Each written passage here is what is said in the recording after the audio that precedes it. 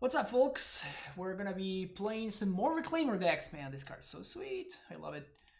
This one has nothing to do with everything else that I played so far. Absolutely nothing to do. This is a list that somebody sent me, and I thought it was interesting enough to give a shot. I don't think I would build this deck in this fashion, but I thought that it would be interesting to just like try it out first as is and then take it from there. So this deck is based around the landfall creatures. This is actually a shield that had existed in the past. So before we didn't have Akom Hellhound, we had Plated Geopede, which is basically the same thing, but it's just like a 1 red mana, 1/1 first strike, and it has the same clause. So like whenever it lands to the battlefield, it gets +2/+2 until the end step. Of course, having access to now 8 1-drops makes the landfall strategy a lot better, because it allows us to push through damage in a much more convenient fashion.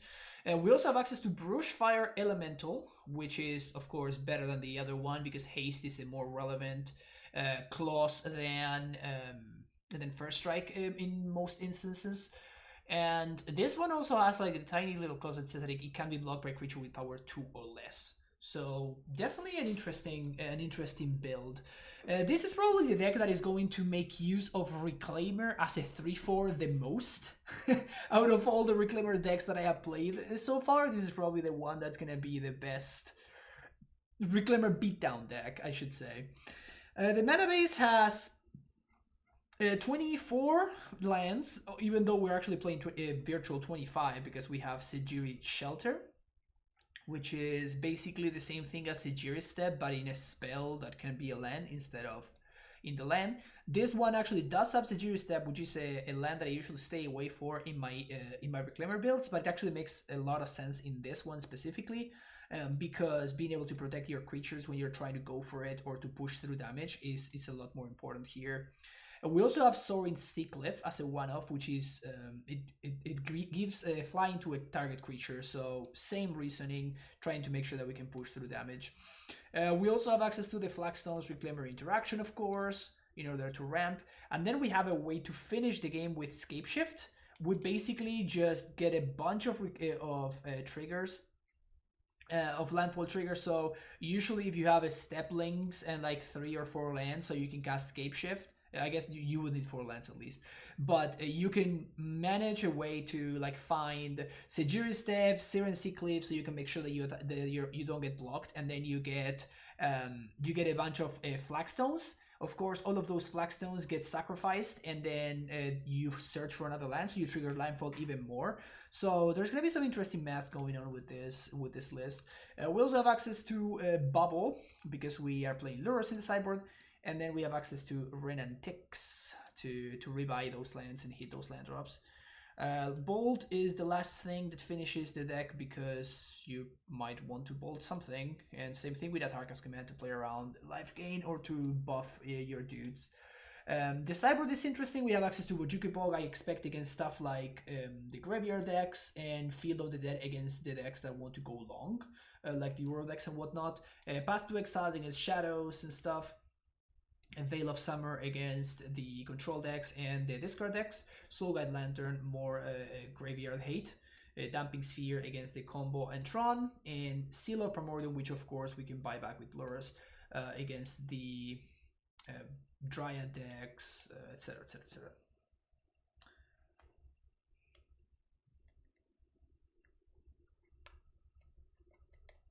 Pun the entire stream today. What happened, Jack? At least you can go to sleep tonight being confident that you at least you're saved the podcast audio, right? So not all hope is lost. Huh. So I'm just gonna go here for information. Like, I'm cracking this almost no matter what. So I'm just gonna go for information. I'm gonna see what my opponent's up to over there. Agadeem's Awakening. So they're probably playing some form of shadow deck. Because of that, I kind of don't care if the Steplings dies. So we're just gonna throw the Steplings under the bus.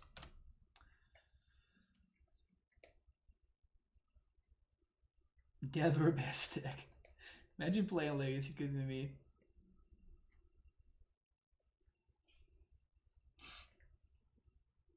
Alright, let's see what this is. Fatal push, okay.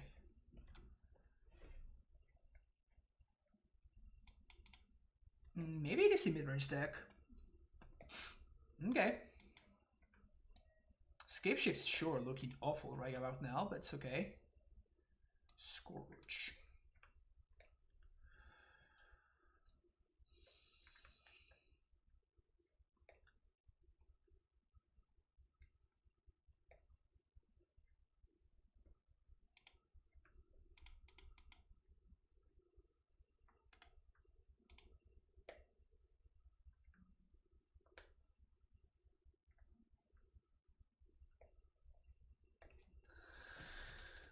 This card's real fucked up, folks.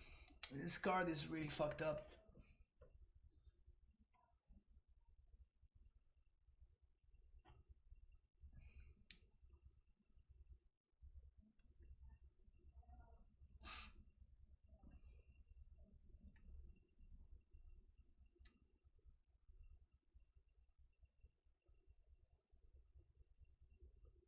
God damn it. Well, I don't think we can really win anymore, right? We have 2 useless Scapeshifts in our deck now, in our hand now.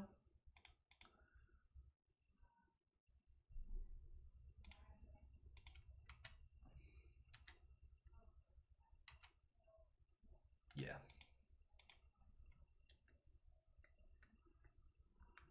Alright, already not excited about the whole Scapeshift aspect of this deck.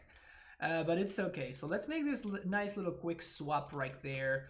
Veil of Summer sounds good. Field of the Dead also sounds pretty reasonable. Maybe the bolts can go.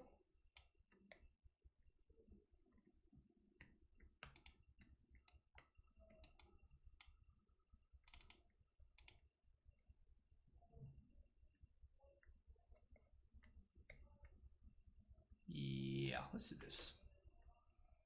Why is Red Green Scapeshift not played anymore? Because it's a bad deck, Bernardo. Like, there's plenty of other decks doing the same thing that Scapeshift is doing, but they're just doing it a lot better. So there's little to no reason whatsoever to be playing Scapeshift, period. I'm gonna definitely be keeping this hand.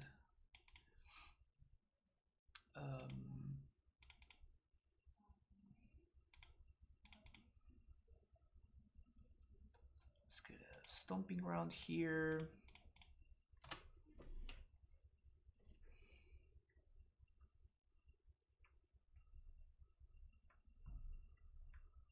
Teamer just seems a lot better. Yeah, I mean, the other day when we were talking to Rodrigo in the podcast, by the way, shout out to the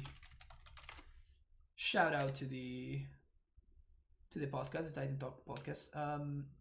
We had Rodrigo Togores as a guest, and he was saying that he actually wanted GP with Scapeshift way back in the day, and like the main reason why he doesn't like Scapeshift anymore, it's because you are basically playing mountains, which suck. So something like the green-white Reclaimer deck, instead of playing mountains, it's playing lands that do stuff, and that's just so much better.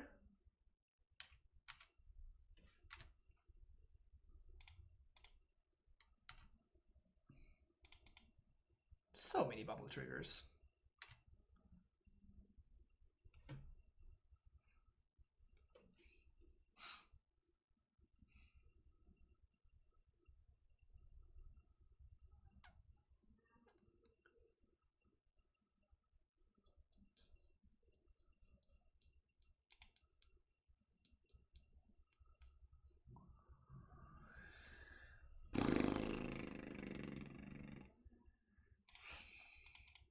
I think I'm going to spend this turn to do this. Now the question is, do I attack or not? I think I'm going to attack for 1. This is looking like a weird deck. Yeah, this is kind of a weird deck, honestly.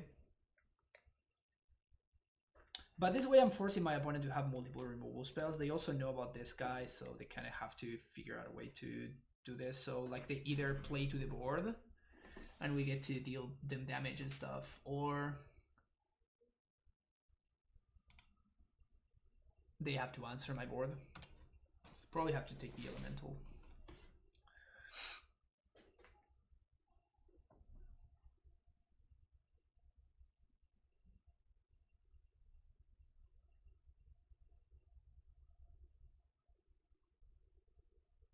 So we might be able to push through enough damage that they just won't be able to keep up.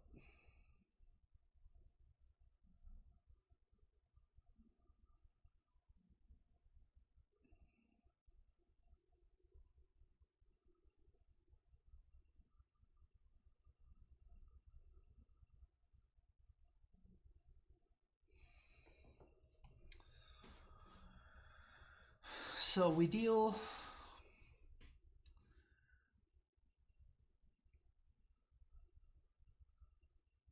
We deal 2 here, Shadow becomes a 4/4. Yeah, I think that's the line. We can beat a 4/4 Shadow.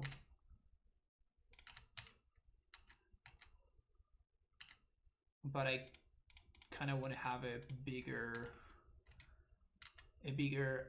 Hell Hound next turn.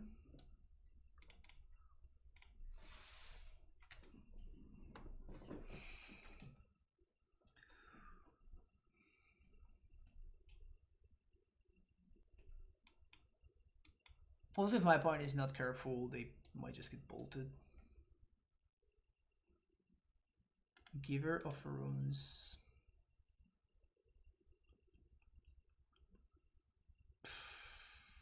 Well,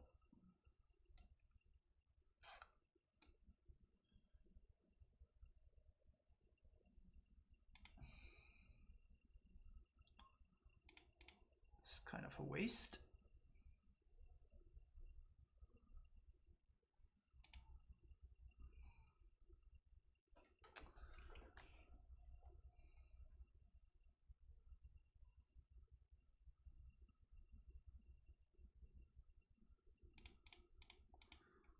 Yeah, I'm just gonna play Reclaimer here. If we untap, it gives us a shot at keeping up.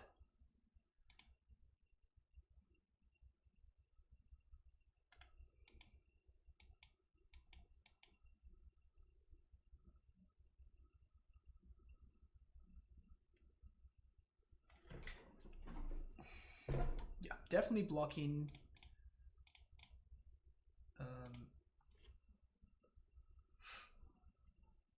With one of these.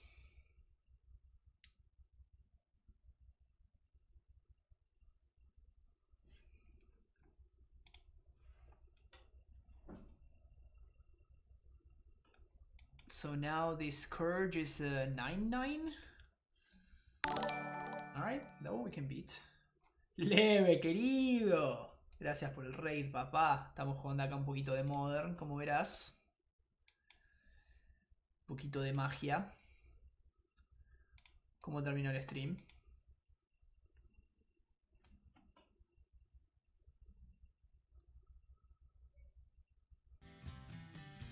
Crap77, thank you for the follow. No suena Luismi. Luismi es pasión, querido. Luismi es pasión. Les avisamos que estás en otra, pero para que se hagan conocidos también otros formatos de este hermoso juego. Sí, qué lindo. Gracias, che. Saludos de Mendoza, por supuesto. Bienvenidos. Gombot, Máximo KL. Muchas gracias, muchas gracias.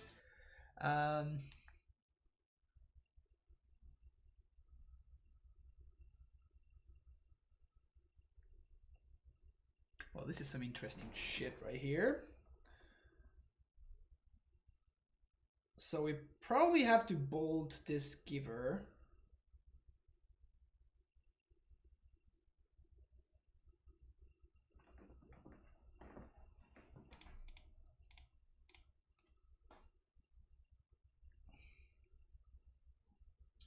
So otherwise we get in trouble. And we can do this.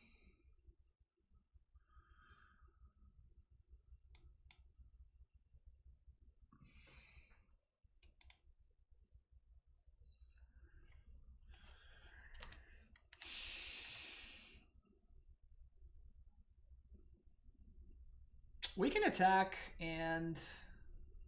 Dale, tranca, leve. Gracias por pasar, gracias por el... Gracias por el raid. Am I not Polish? No, my last name is Polish, but I'm actually Argentinian.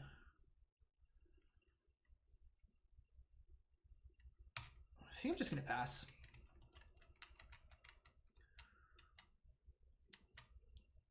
And then next turn, we might be able to just set up a lethal attack. No, actually, with next turn, we are able to set up a lethal attack. That's fine.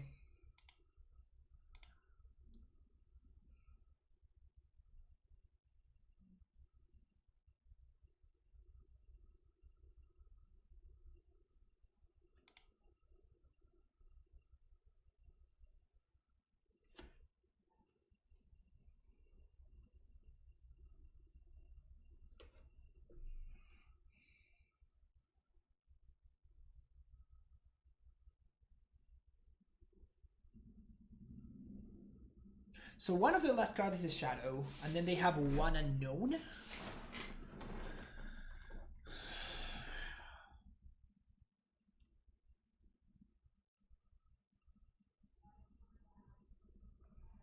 Pinto Argentinidad al palo. Saludos de otro. Desde Alemania, qué grande, qué grande, qué grande. Sí, sí, sí. Soy bien argento, por si no se dieron cuenta. How is my last name pronounced? My best guess is Paul Ushek. But I don't know if that's right or not.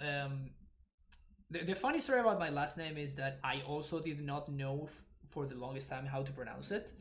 Because like kind of like the Polish heritage got lost years ago in my family. So the way that I learned how to pronounce my last name is in Canister's stream, which is funny. I was watching Canister, and he was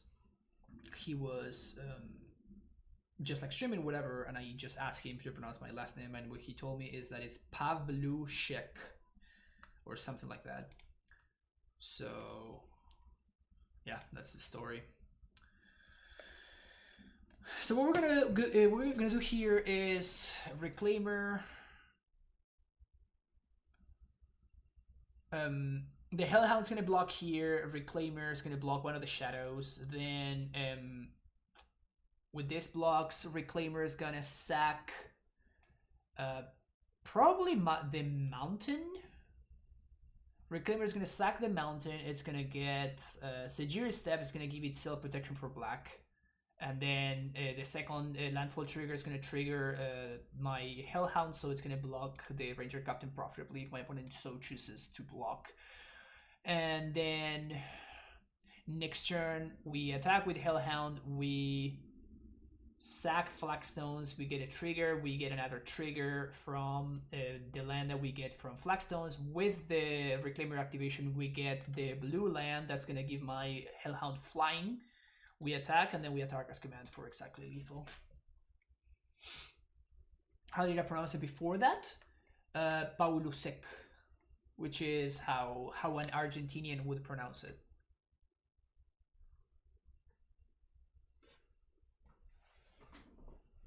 So yeah, it only took me like 26 years to learn how to pronounce my last name. No big deal.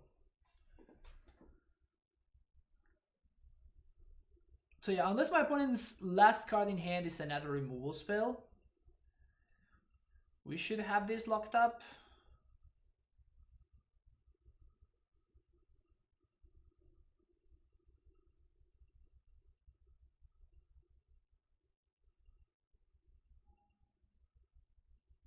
This game, that is, of course, we still have game 3. We're just focused on magic, other things can fall to the wayside a bit. Well, funny enough, I haven't played, like I used to play when I was a kid, and then I stopped playing for like 10 years. And then when I was in college, I started playing again because a couple of friends of mine started playing. And I was like, oh yeah, that's right, I have a deck at home. So I went back home, I picked it up, and then I started playing again.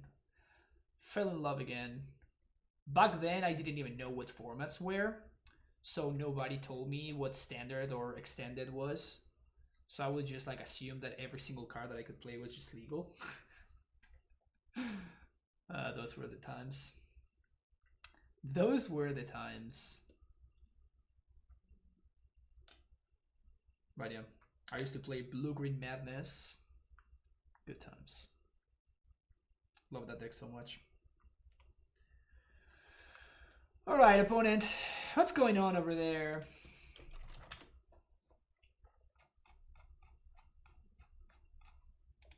I'm not lagging, so it's not on me. I played from Champions to around Return to Mirror, then came back around Dominaria. Okay, yeah. Well, for me, I started playing with Odyssey. So this is 03, I think. I think it might be 03. Anyway, I started with Odyssey and then I played until the original Ravnica. My very last tournament that I played was Guild Pact pre-release. And then I started playing again with Born of the Gods. And the second time around, I started to get a little bit more into it, and I started playing. I started watching coverage. I learned what Modern was. That's why I kind of fell in love with it.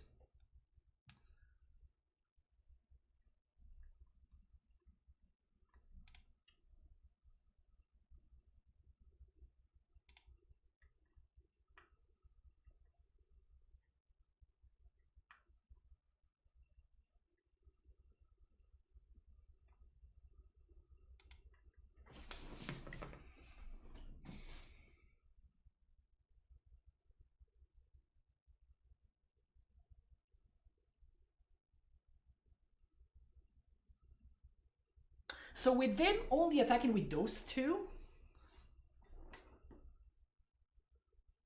if they have Dismember, I lose regardless, right? So since they have Dismember, if they have Dismember, I lose regardless, and it kind of doesn't matter. Then I think I'm gonna take this attack and I'm gonna go to 1.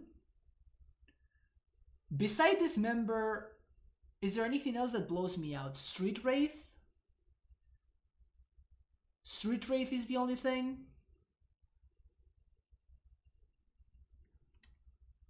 But by taking this damage, it allows me to play around Fatal Push because I have Vial, right?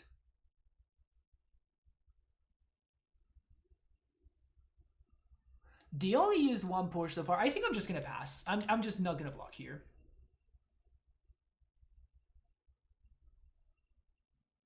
So if they have Dismember, we lose. If they have Street Wraith, we lose. But now we beat Fatal Push, which before we actually lost to. So now we actually do get to beat Fatal Push because of this line.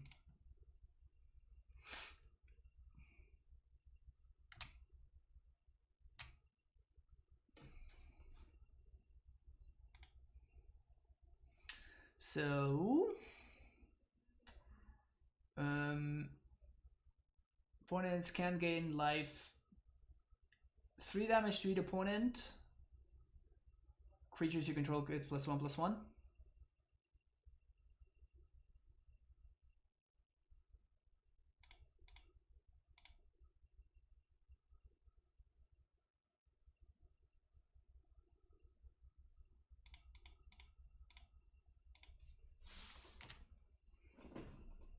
This is so sick. How sick is this, Chad? Was that like a... That's like the definition of a 5-head play.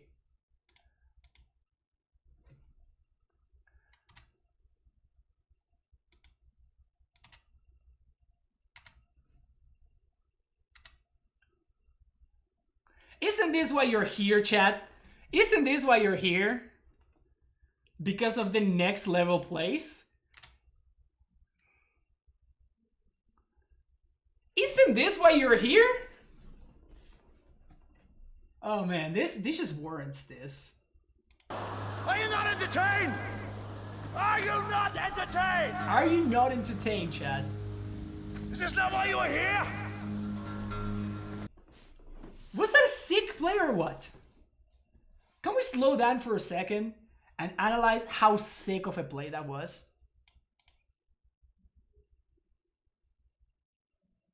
How insane was that?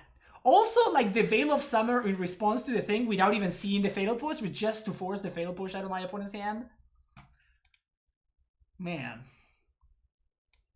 I think I can just drop the League now. I think I can probably just drop the League. I did my thing. I did my fair share. Okay, we can just move on.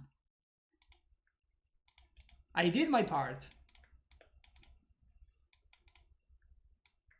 Let's fucking go, chat. Let's fucking go. Keep this.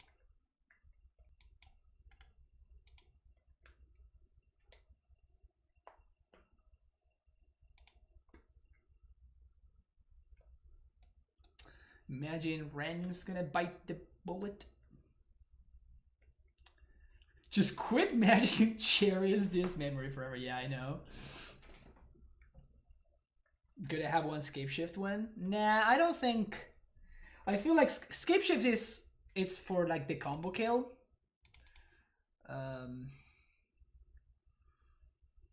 Probably gonna get.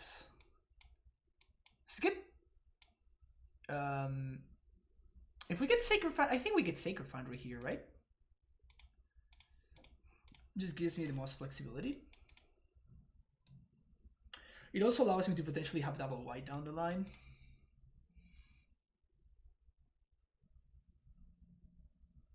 I could have held on to this Veil of Summer and just like play my land and pass. But number one, it just super telegraphs the Veil.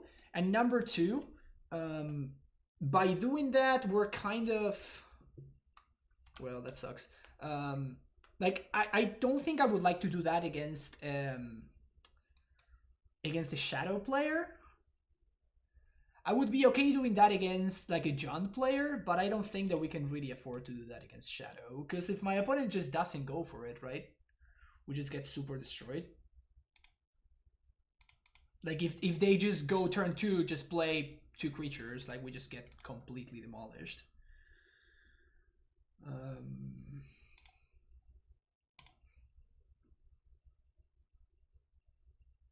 Windswept Heath on top. I actually like to draw Windswept Heath here. So I'm just gonna get in there for 2. No big deal.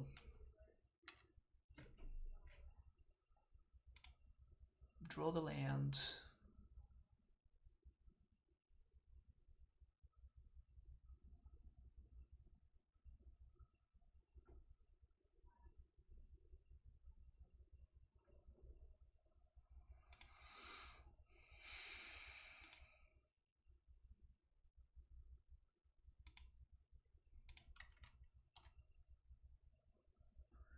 Is this a path turn? I think I do path. Just to put another threat in my hand.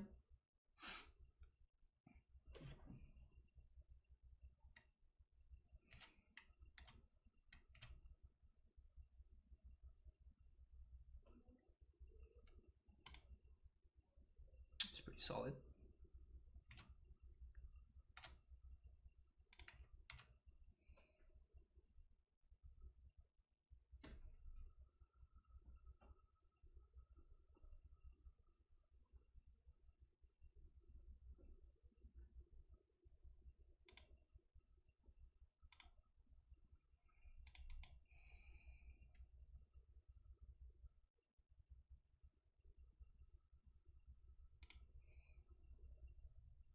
Oh, I should have... Whoops. If I was gonna do this, I should have done it before. My bad. I missed on 2 points of damage. I hope they don't matter.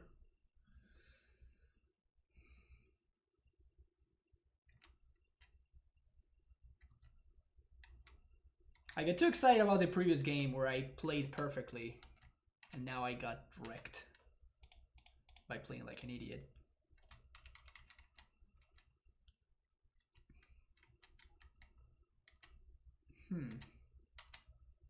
That's interesting.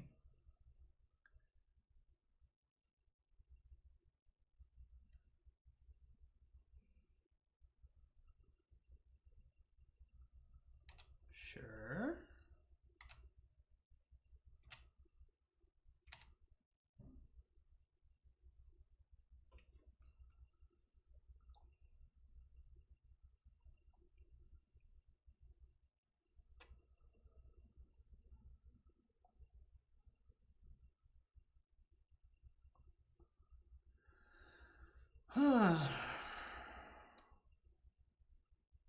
This guy's messed up, Chad. This guy is completely messed up.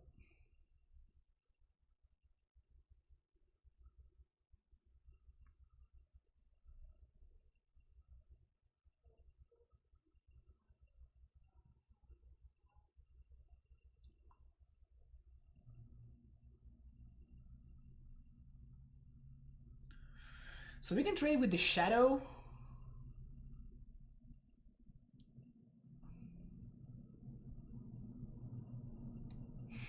Scourge of the Skyclave stabs.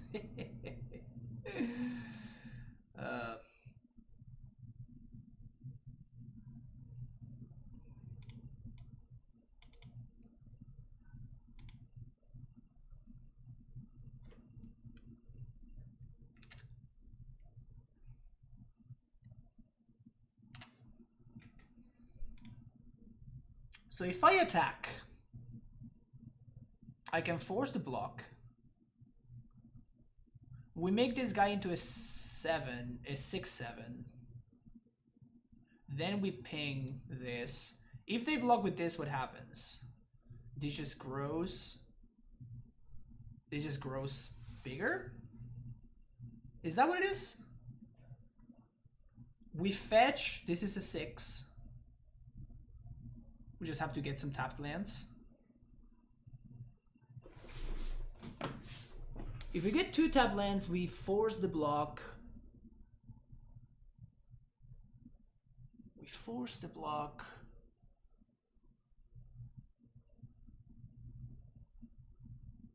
We cannot play the Hellhound, but that's fine. Yeah. So I guess we attack. Before blocks, we path Shadow.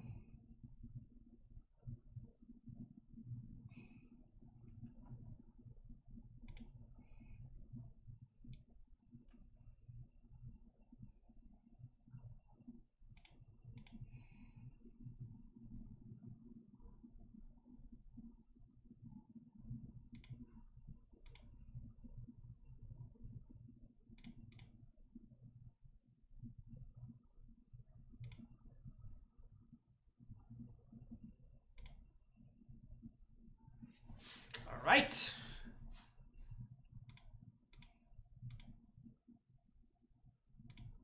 Hellhound. Play Bubble. And I guess we see what they draw in upkeep.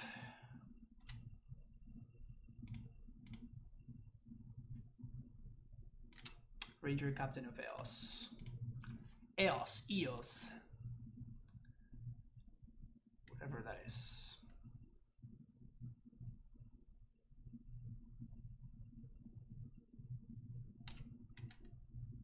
No blocks.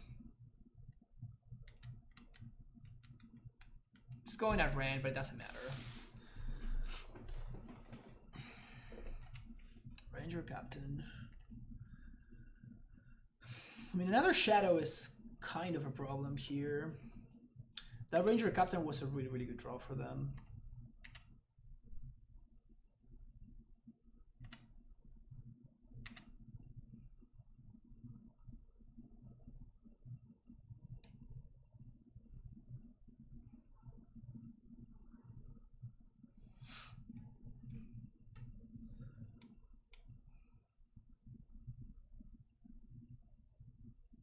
Ha!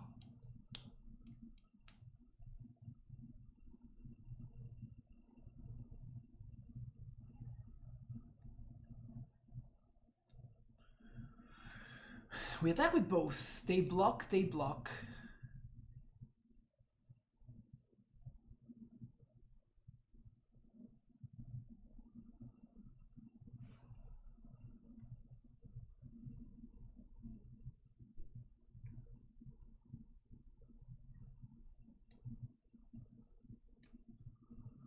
They're at 6.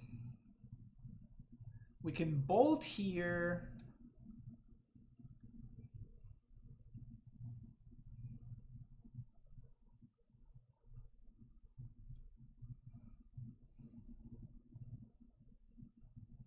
I think we attack with both. They're gonna block and they block.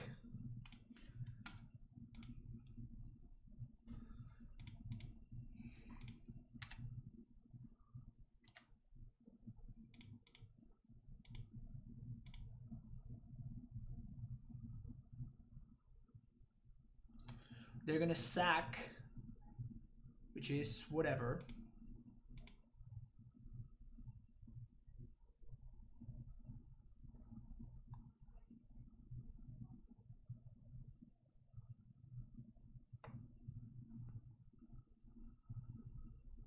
Yeah, this I think it's fine this turn. We get Stomping Ground.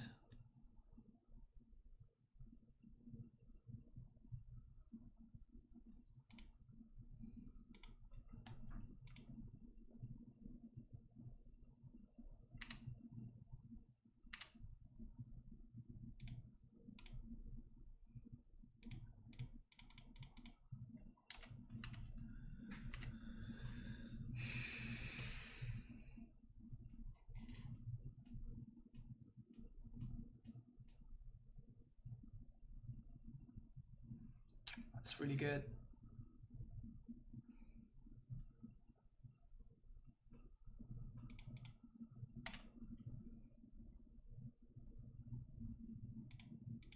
We have to do this now. Alright, sweet. So that means that we don't need to play Lurrus now to win. Lurrus? Okay.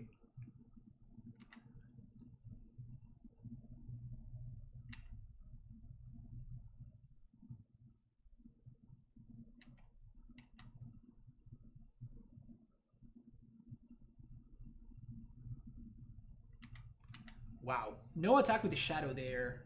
Has to be a mistake.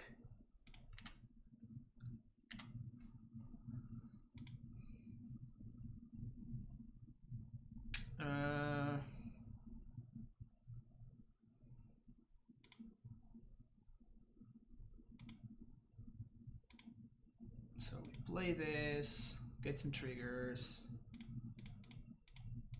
We do this. Lurrus. My opponent has to sack Ranger Captain in response. They don't. Green, red. Red and 6.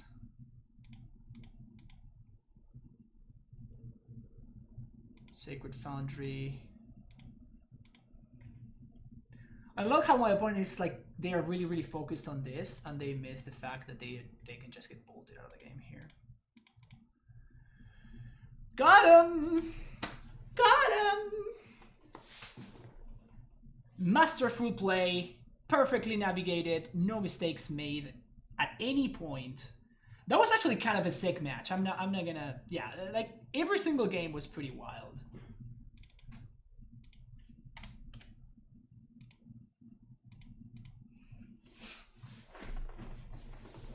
We also played a almost 40-minute match against Death Shadow. That's how intense the whole shebang was. Turn 1, we get 2 redraws. Yeah, sure. I like to leave dangerously.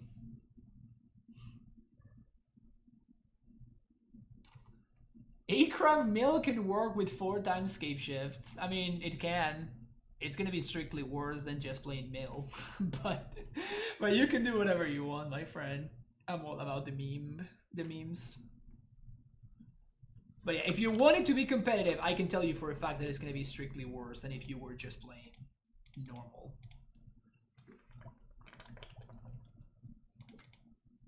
You were just playing a normal blue-black Mill deck.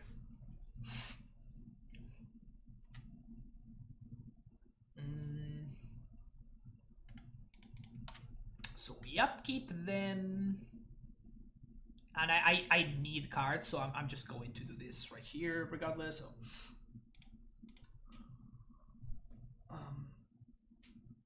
Udo. Okay, we're playing against an Urovec.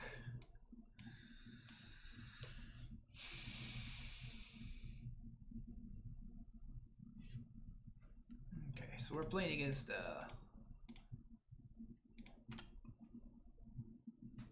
Force of Negation.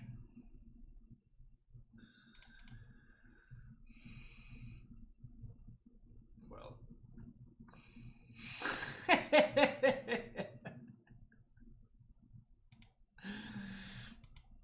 This didn't work out, chat. Help, help.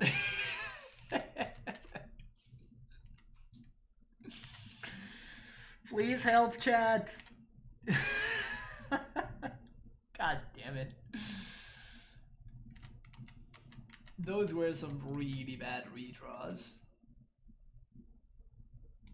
Ugh. This is the worst. This is the absolute worst.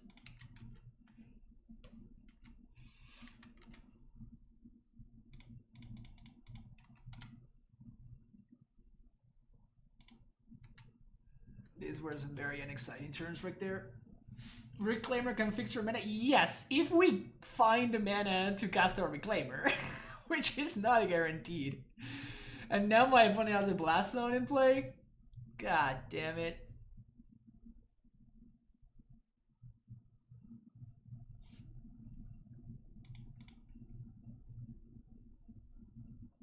Brutal.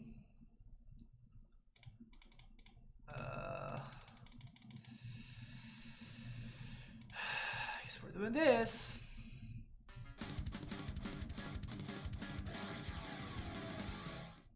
Time Warp 89. Welcome back to the practice room for the third month in a row.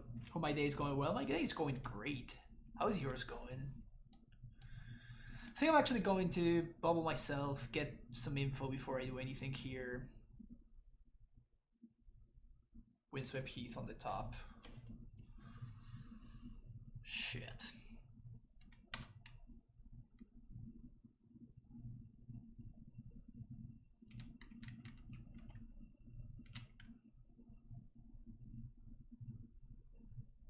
I mean, it kind of depends on if my opponent has the push for the Lurrus. I think if we untap with the Lurrus, we probably win.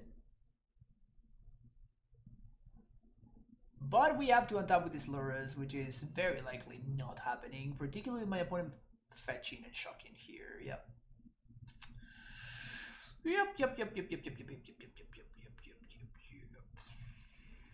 We also know that they have a Force of Negation in hand.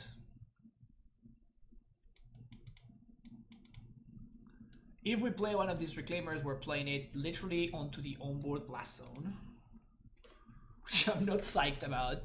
Fatal Push coming back. Shit. That's also bad for me. What else that's bad can happen right now?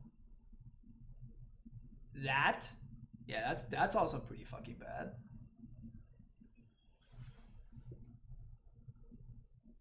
Alright. So we kind of need them to not have Factor Fiction.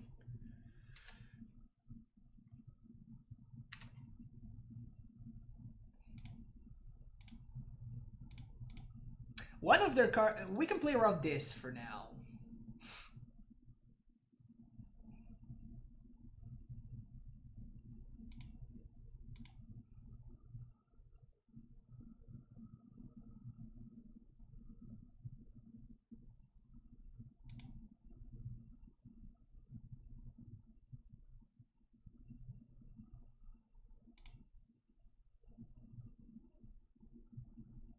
Opponent takes it like a champ. Guess we're gonna be playing this Ren.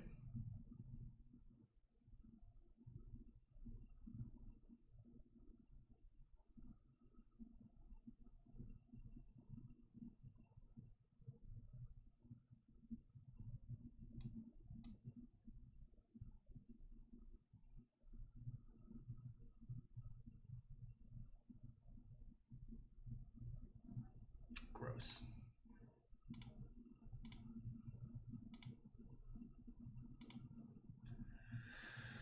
No FOF is good. No FOF is good. It gives us a glimmer of hope. It gives us a glimmer of hope.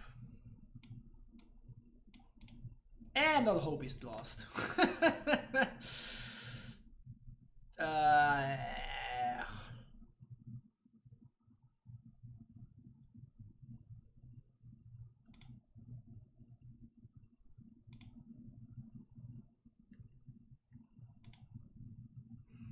putting the green source opposed to the cards that matter.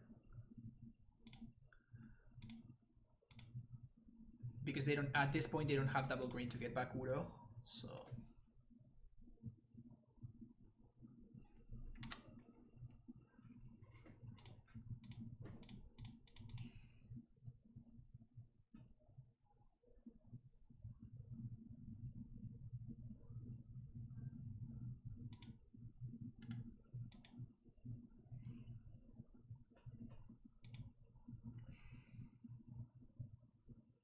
So there are cards in hand that are Force of Negation, Abrupt Decay.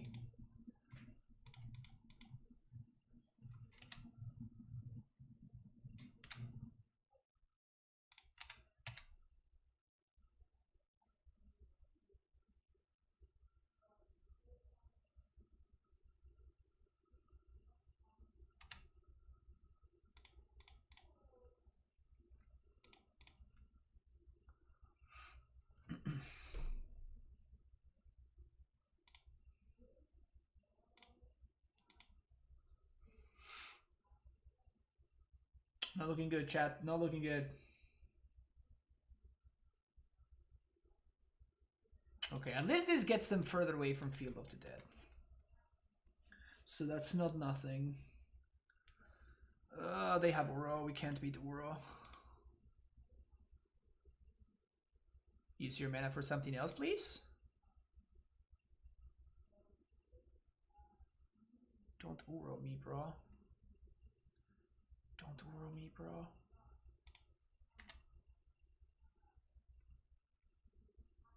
Don't Uro me. Ugh, damn it. We should be in the Field of the Dead deck. Oh, yeah.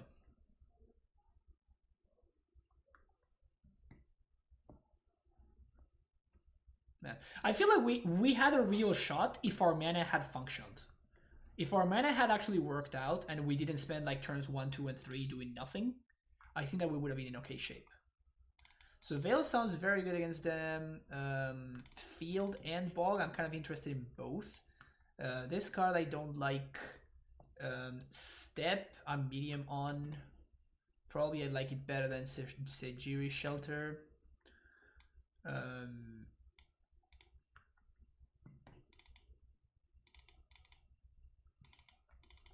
Sultai Lantern's probably better than Scape. I'm not feeling the Scapeshift, folks, unfortunately. I really wish I were feeling it, but I'm just not. Against all the removal decks, it's just like you cannot be trying to Scapeshift. It feels like it's more of a combo card, like it's like a way for us to beat combo, but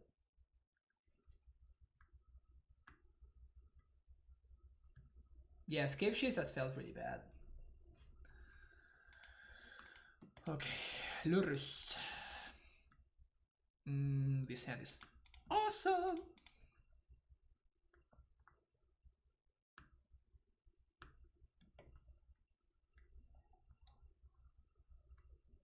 It has a Gear Stab, which that sucks.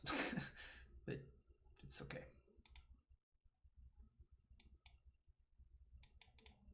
Overrun is not a modern playable card.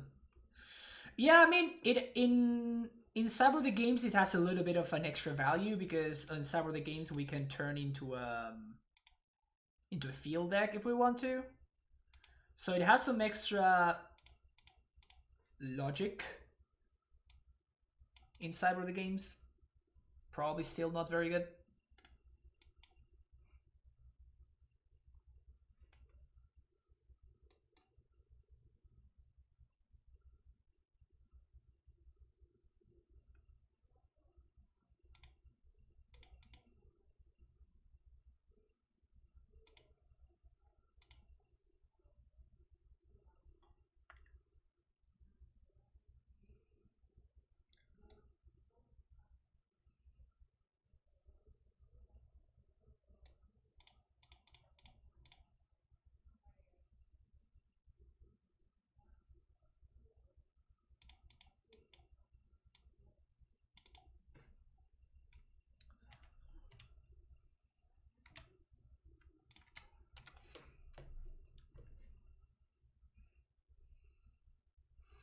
think this deck is gonna feel the dead mana, something has gone very wrong. No, I mean, you're still playing Elvish Reclaimer, right? You still have the Elvish Reclaimer Flagstones engine.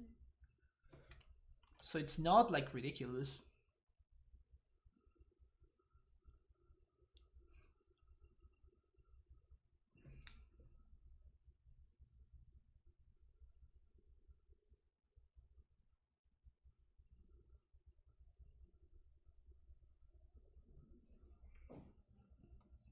Okay. That's pretty good.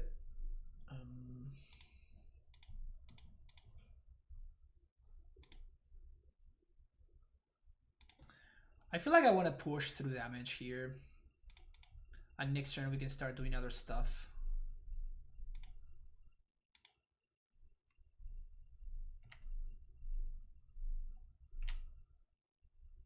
They can't have something like Dead of Winter just yet. And if they tap out for Roar, we're probably going to be in fine shape.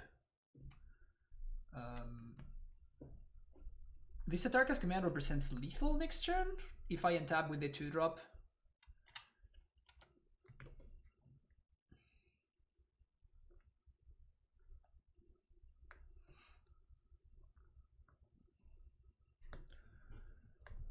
Is this lethal? This is 5.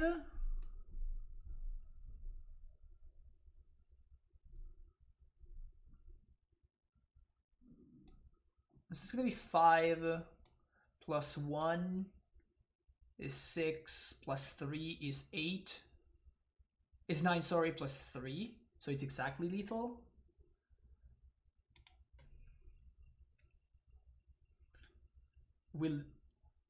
I guess we don't lose to Fatal Push. It's just this play sucks against Fatal Push.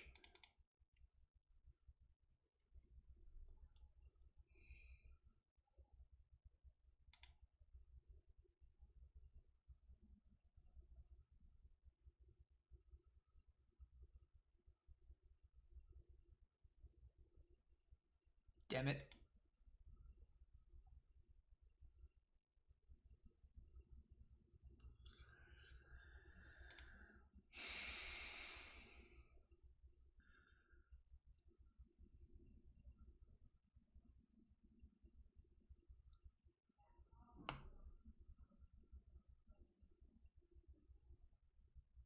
Yeah, so this is what I was scared of. So with this in... So we dome for 3.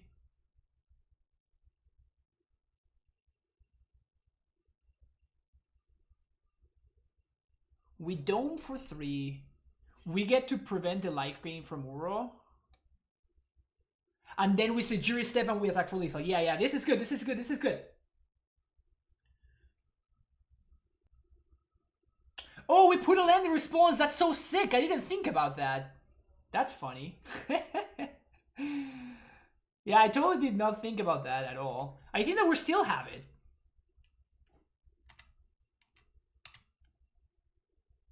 I think that we still have it.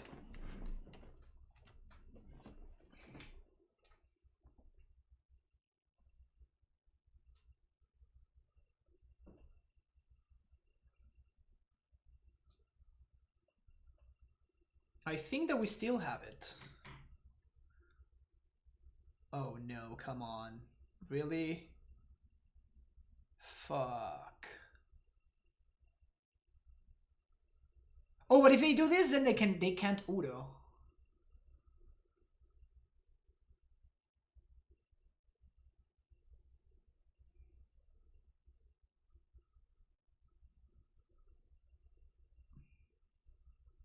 Seaside Alliance release ahead, but yeah, obviously.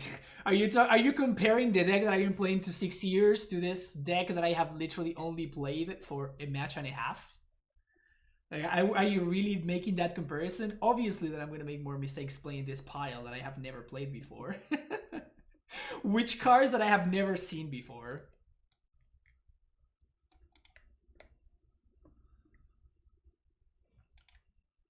It is just logical. Alright, so they can't Uro now.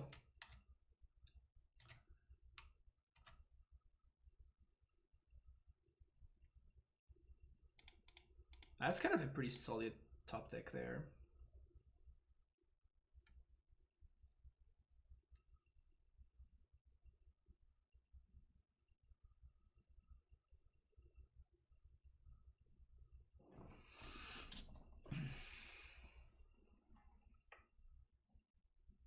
Expect me to narrate me say, yeah, I mean, that's why I'm streaming, right?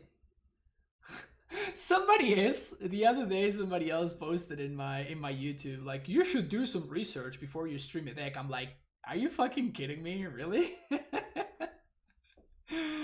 Get the fuck out of here. I stream because I like to stream, and I'm gonna play the decks that I like to play. What the fuck is that supposed to mean, right? Let's see what this is. Counter target spell. Return the permanent to its owner's hand. Well, here we go. 3 damage to each opponent. Land card from hand into the battlefield. If one of the remaining cards is a push, we lose.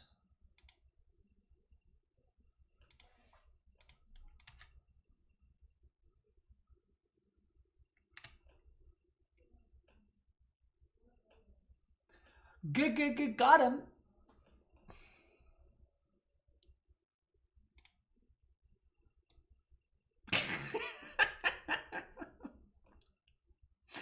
I wonder if they put a land card from your hand into the battlefield mode from Atarka's command has ever been relevant for anybody ever.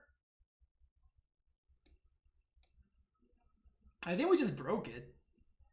Oh, I didn't take a screenshot. That was definitely a screenshot worthy thing right there. I'm definitely gonna be watching the rematch later.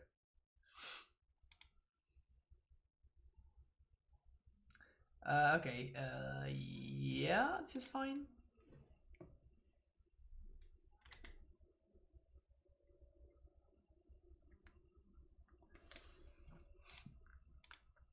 That's definitely some screenshot worthy material right there.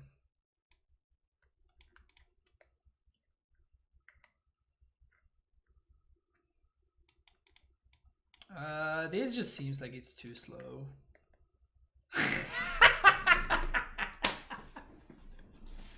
Mulligan into the exact same hand.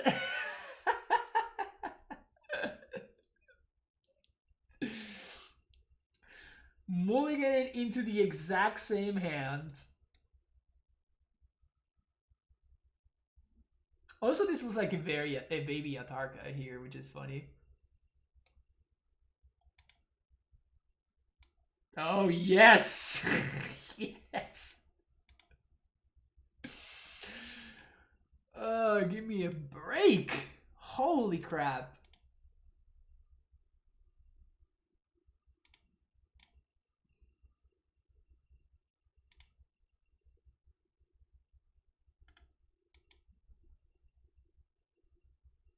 Red source, red source, red source. Come on, man.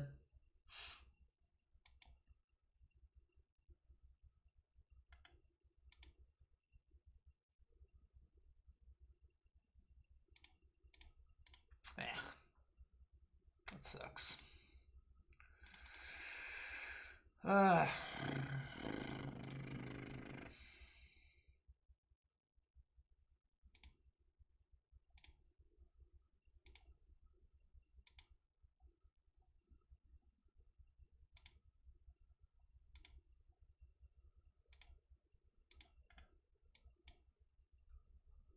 Sacred Foundry? No. I think I'm more interested in getting Reclaimer going. Like, at this point, I cannot beat my opponent having stuff. So, I have to try to, I'm trying to set myself up for the best case scenario, which the best case scenario involves my Reclaimer somehow surviving. That's the only way that I have a shot in this game. Like, I'm ult to 4, my mana is non-functional. Like, I just need some things to go really, really well for me. And Reclaimer allows me for potentially finding lines that make that happen. these guys are not gonna get there, right? I'm not gonna win the game by swinging with 0-1s. So getting Sacred Foundry, I don't think it's correct. I am very, very close to conceding because I feel like we are... I don't think that we can win this game anymore. Yeah, okay. That sucks.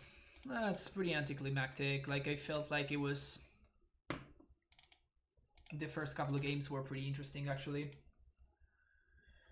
But we already saw the issue with the deck, right? Like, the Flagstones are really, really, really punishing. So, like, each one of these cards that you put in your deck, it's really, really, really punishing.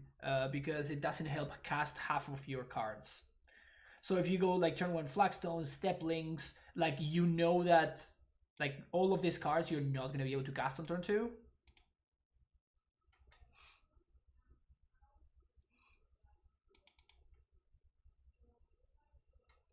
I beat the Elementals buddy. Oh yeah, we played against Elementals earlier today. I was playing a version of... a version splashing red. Just like Naya Reclaimer. Temple Garden? Or Stomping Ground? No, Temple Garden.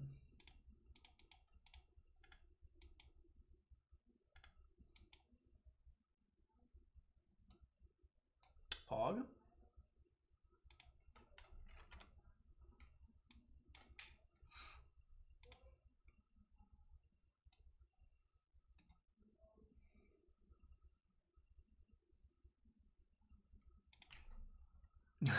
I guess it's Spike's deck.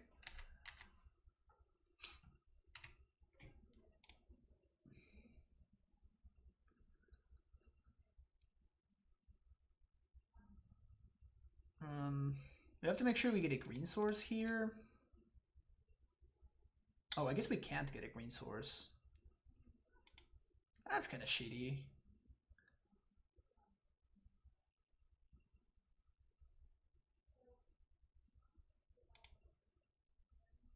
So we're gonna have to get a green source with the other guy.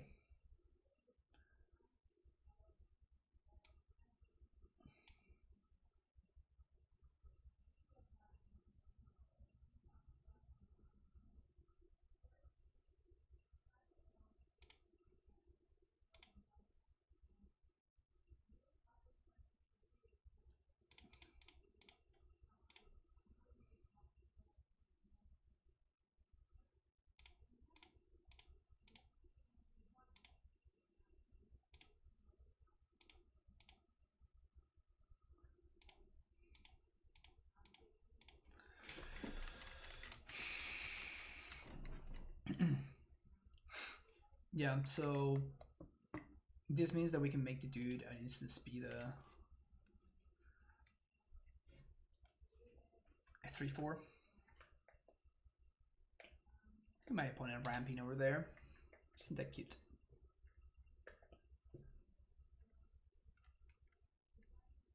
I'm kind of not getting too much value from this Reclaimer, which makes me very sad.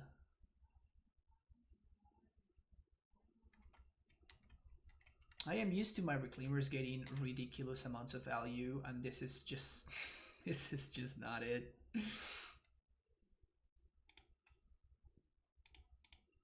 This is not it, chat. This is not it. It's not.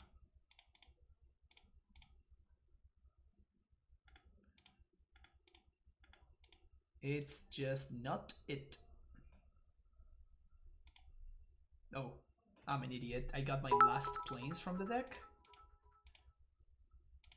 Whoopsies. Sorry, misclicked. Thank you for the cheer, George.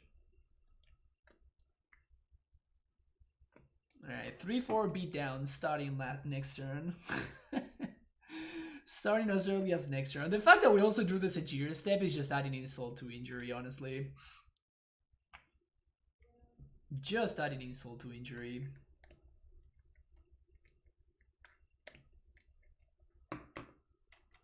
We flooded pretty heavily here.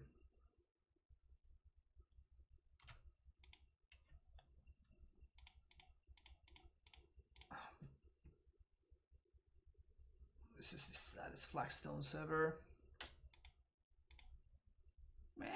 Nothing to get. God damn it. Feels bad, man.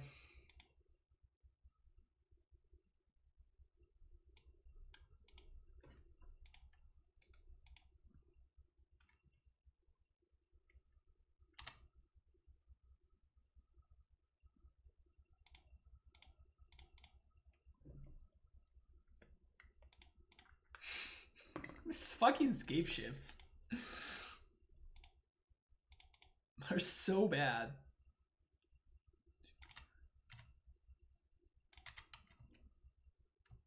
They are so freaking bad.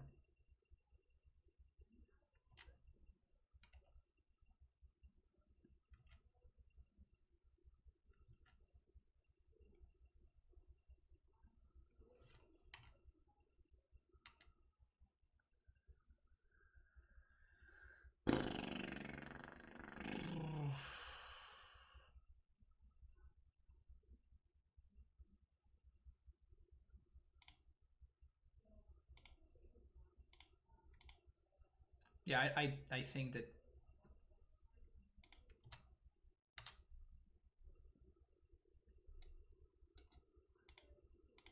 I mean, at least there's this.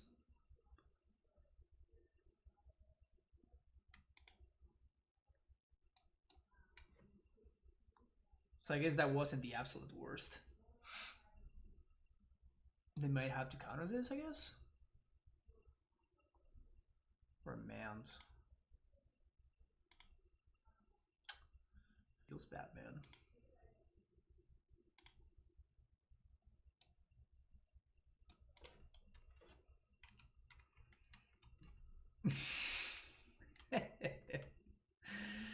Yeah, I guess you're right, Hudson.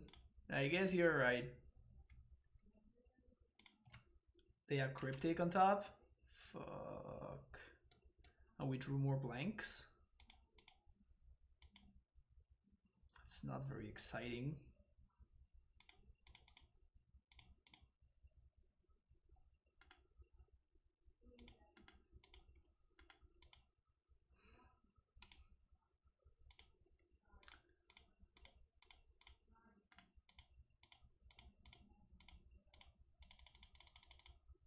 We have to jam here because my opponent's drawing a Cryptic, so it's only getting worse for us.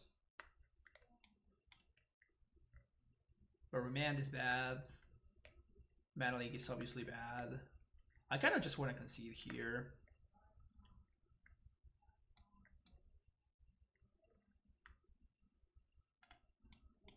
Like, we know they're drawing another Cryptic. Like, this is where we cannot win this game anymore. We can keep playing, but anyway, Veil of Summer. I don't care about Soul Guide Lantern. Maybe I don't even care about Bojuki Bob, actually. These Scapeshifts are just unplayable. They're just wasting slots in my deck.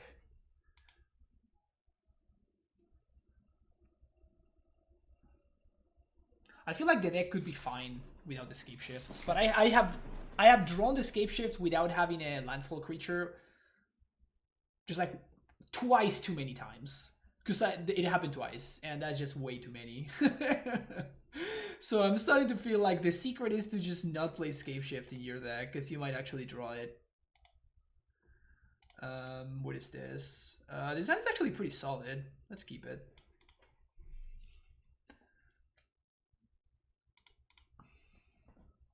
Turn 1, Lynx. Turn 2, Lynx.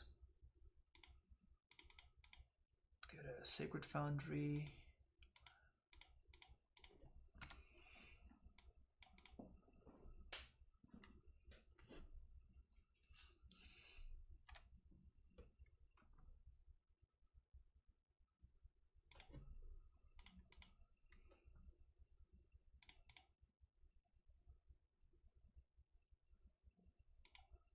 get a Stomping Ground here. Drawing a second Ren, it's not great, but it's also not terrible, because now we can just play the first one, and if it gets forced, we don't care. New Titan Leaks looks weird.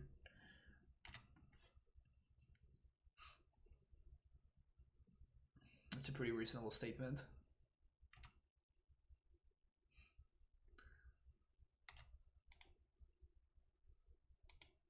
My opponent says, lol, I boarded wrong.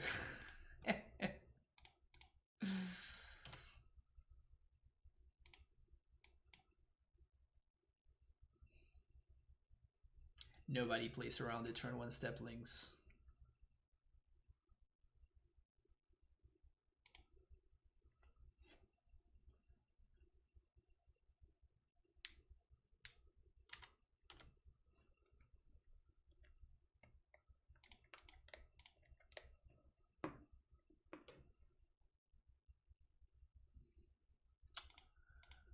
Steplings.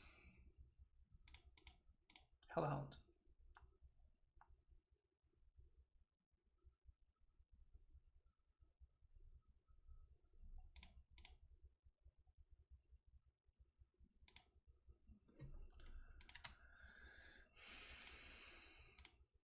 Maybe that was me just like using that a little bit too aggressively. That might have been too aggressive, actually. Yeah, I regret it. I regret doing that. Because they get to draw a card anyway. Yeah, it was definitely not correct for me to do that. Is this lethal, though?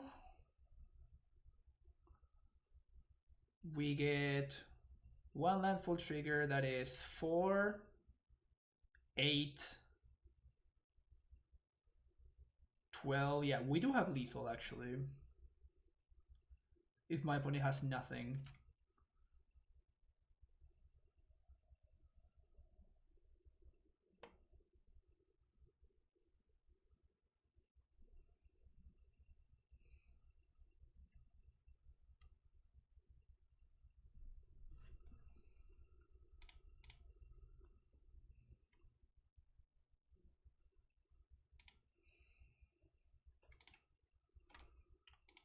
This seems like the least impactful Ashiok of all time. In fact, is this lethal? Oh yeah, my opponent minus on me. Well, now it's lethal. If it wasn't lethal before.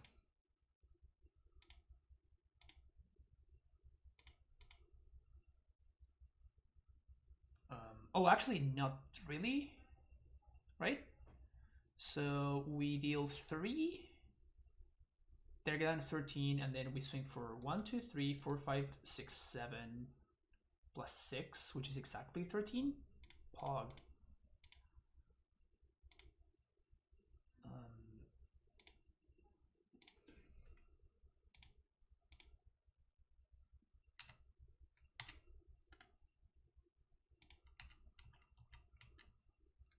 Whee!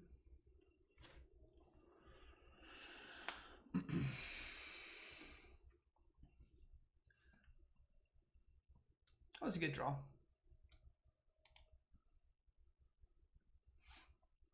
This deck is fun. I'm kind of enjoying it. I'm kind of enjoying it.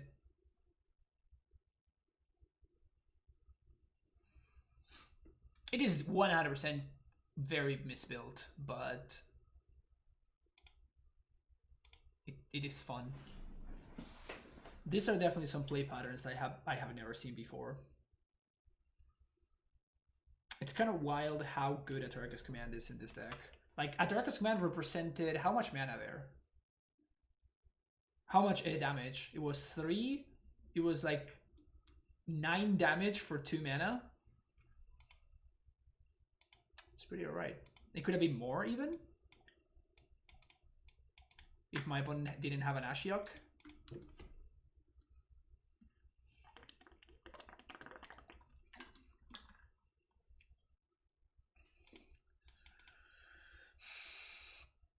I'm gonna keep this.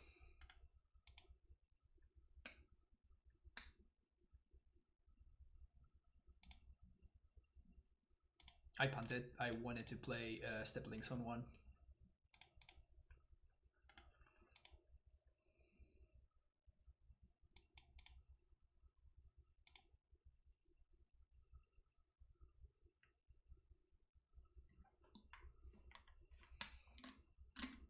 It's probably getting Helixed, I assume.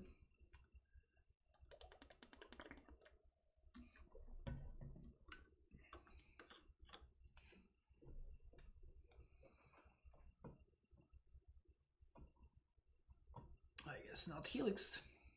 Just bolted.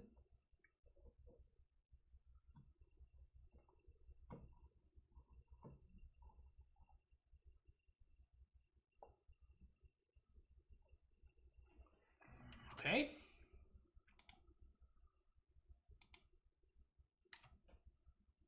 That's an interesting play.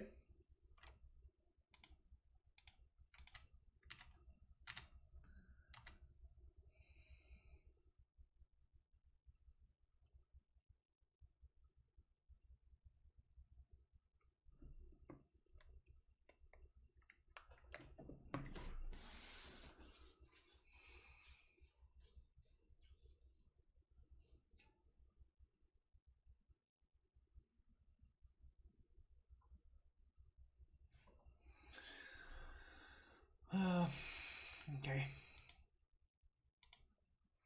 Hoping for my opponent not to play a Teferi or something like that. But ramping feels like just a little bit too important here.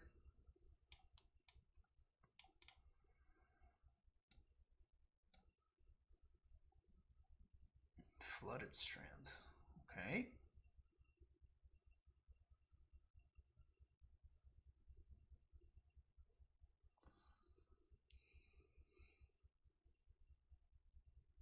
Anger of the Gods. Let me teach you a thing or two about Elvish Reclaimer, opponent. Let me teach you a thing or two about Elvish Reclaimer. Ka-ching!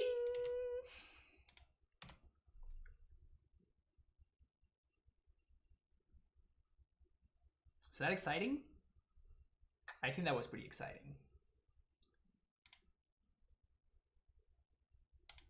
If you ask me, I would say that that was pretty exciting. I know if you asked me, but I think that was still pretty exciting. And now we have the Jiri Step in our deck where it needs to be.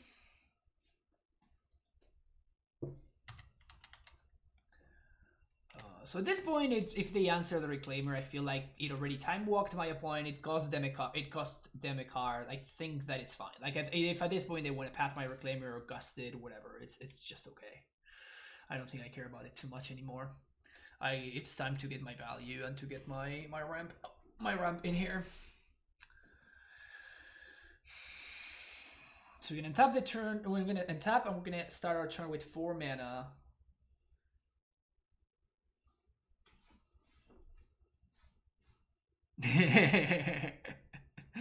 Somebody's scared, huh? Somebody is scared over there. So I guess we're gonna find a green source here.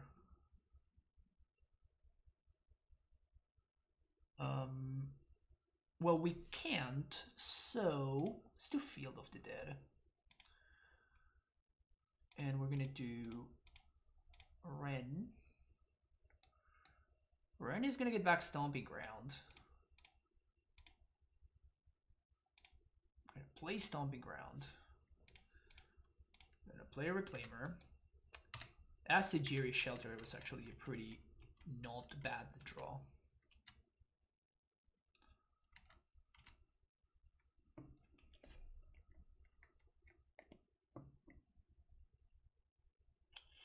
Still have one Sacred Foundry in the deck that we can go fetch.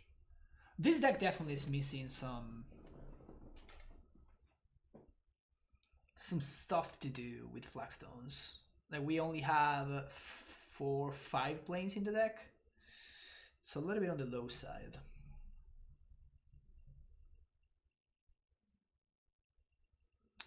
Still a little bit on the low side.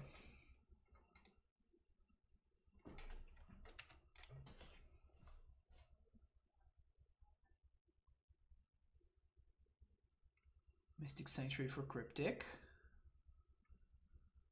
Okay. Did I bring it Bujukabog? I don't think I did. Maybe I should have. Snapcaster.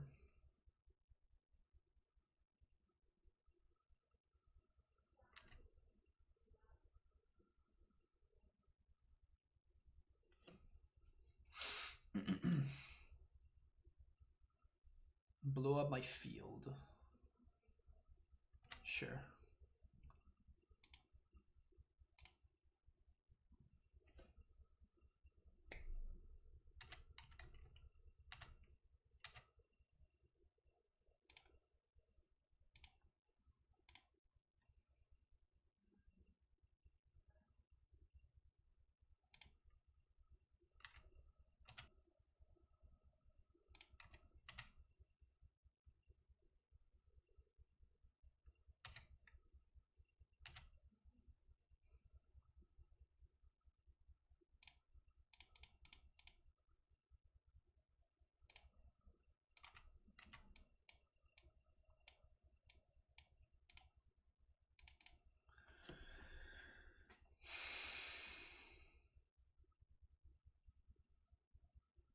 I still don't think I should have brought in Butcherbog here.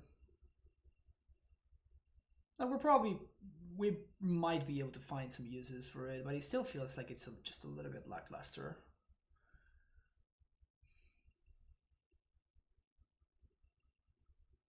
They have like Snapcaster and Mystic Sanctuary, that's it. Maybe as a way to not get locked out by Mystic Sanctuary though.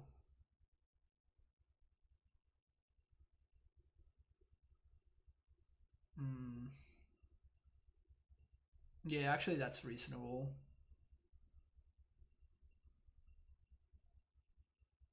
Because we kind of don't have a way to beat Mystic Sanctuary.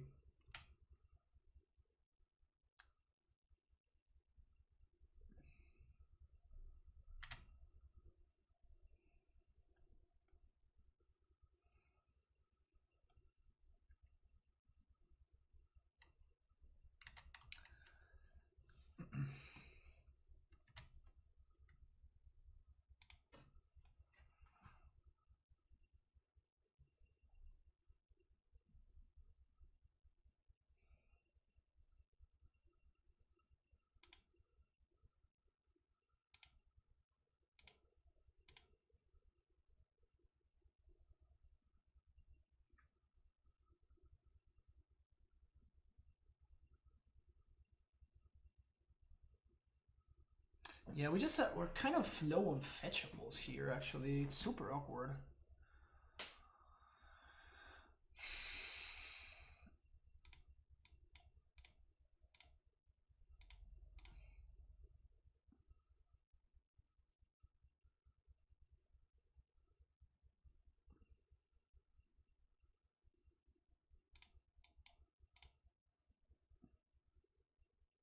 Could this be lethal? We have 3, 4, 5, 6, 7. 3, 4, 5, 6, 7. 8, 9, 10, 11, 12. And then we just play a Ren and we ping them for 1. So I think we got him. Unless I'm missing something. Oh yeah, the fact that I don't have another green source. Well, shit.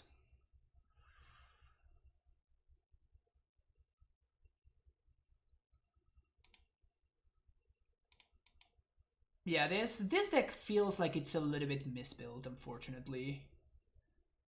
Like, it's cool and everything, but I think that it's just misbuilt.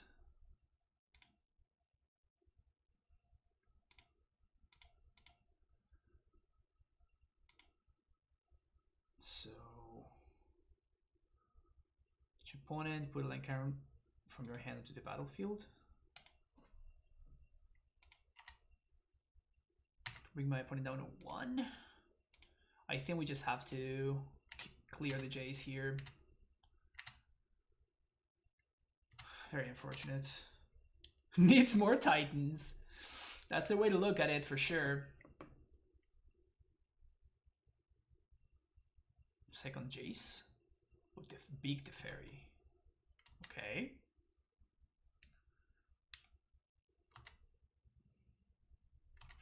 I guess this Ren ultimate is not a joke, huh?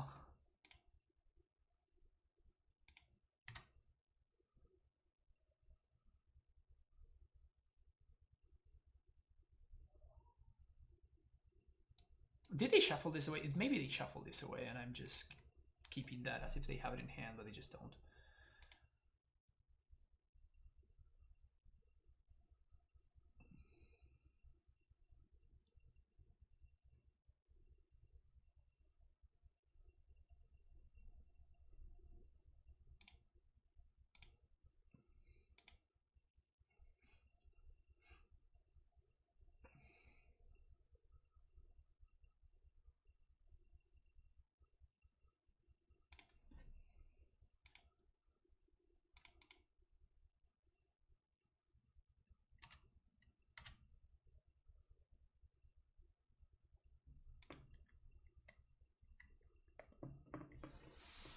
So maybe this forces my opponent into cryptic bouncing, like tapping and bouncing.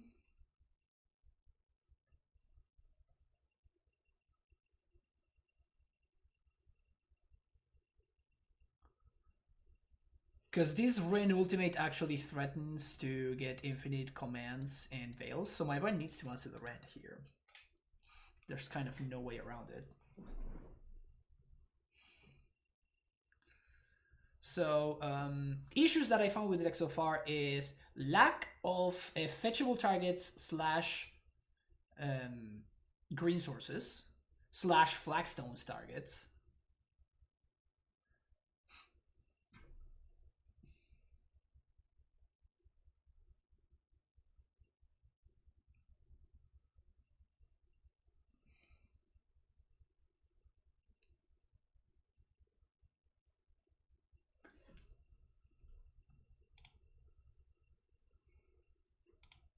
Yeah.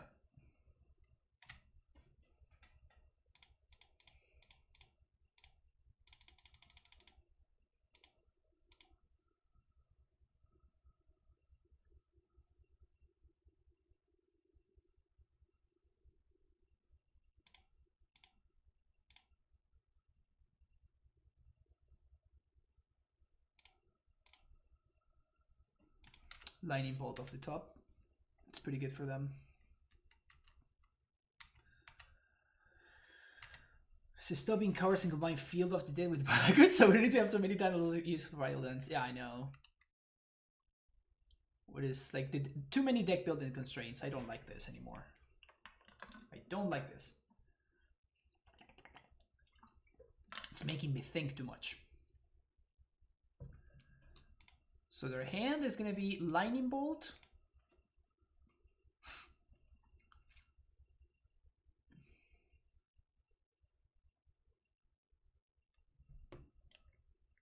I guess they can upkeep. They can plus with the fairy and they can upkeep bounce Ren.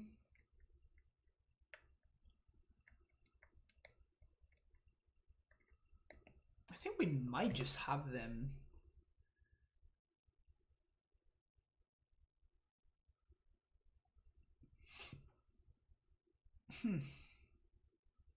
It's close. Like, my opponent really needs to think about this. It feels like they are very, very close to stabilizing.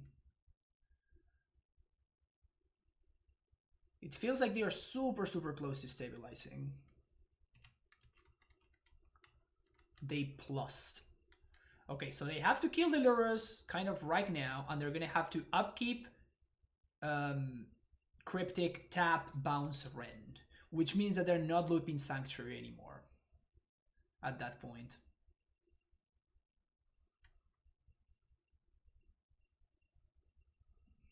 And if we find a haste dude, we win.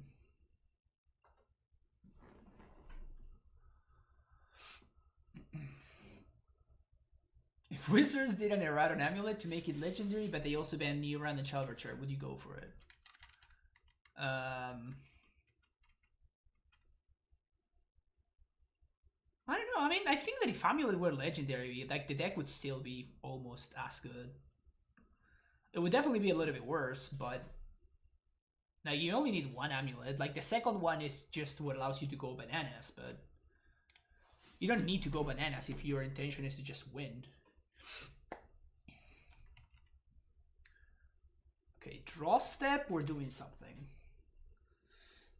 It kind of blows my mind why they would give me one more shot at drawing a Veil of Summer. That is definitely a mistake.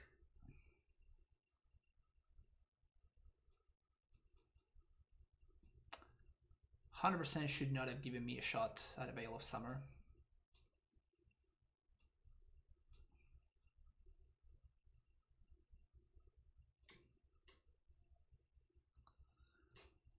Just getting rid of all turn 2 decks in the format without killing Amulet.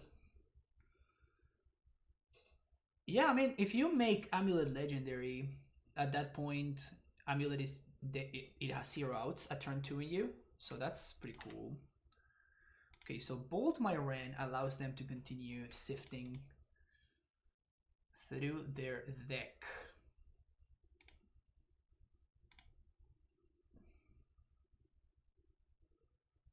Windswept Heath.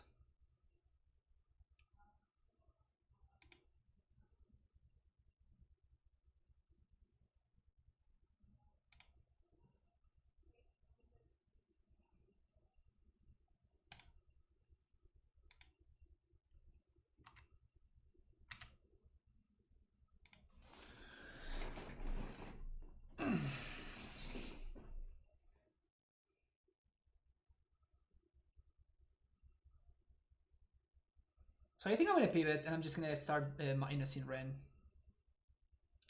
Sure.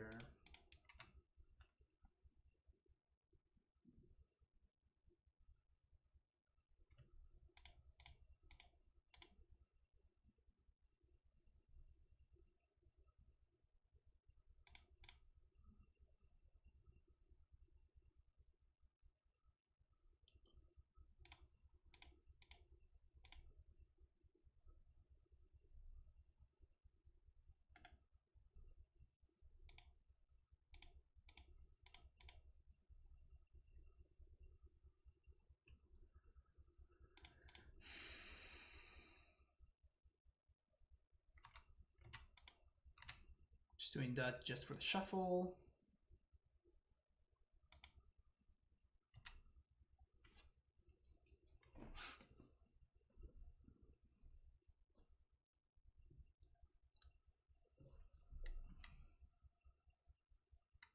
Flip land, one side Valakut, the other side field. That's how we fixed Modern. That is exactly how we're supposed to fix Modern. Thank you for figuring that out, Stabs. Oh, hello there.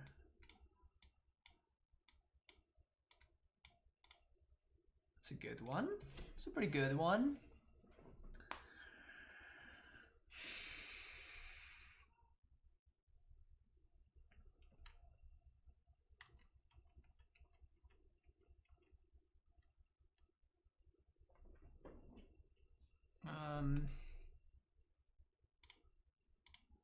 I guess I'm supposed to like force them to do the thing. Because otherwise, if they have another counter spell, they just get to use their free mana, and they actually, if they have double cryptic, then we might get caught.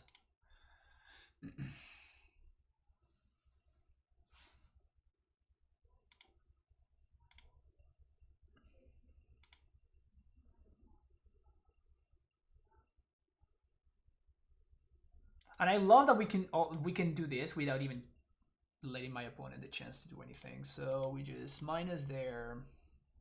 We recast Ren from the yard. My opponent's forced to do something here.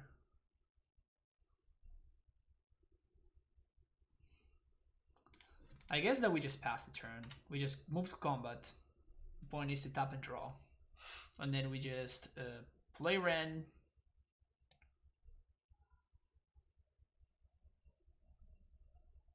And then we attack his command.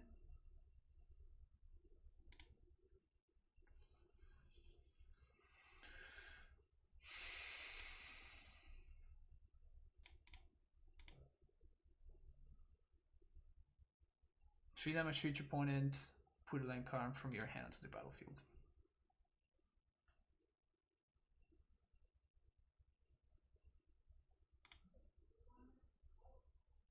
Sure.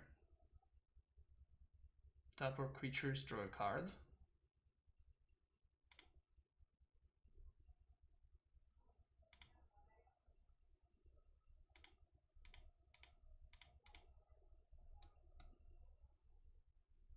Does my opponent have Healing Salve?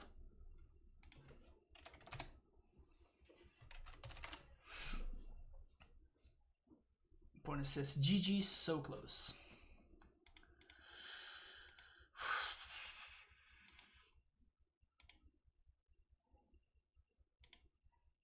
This is a long league.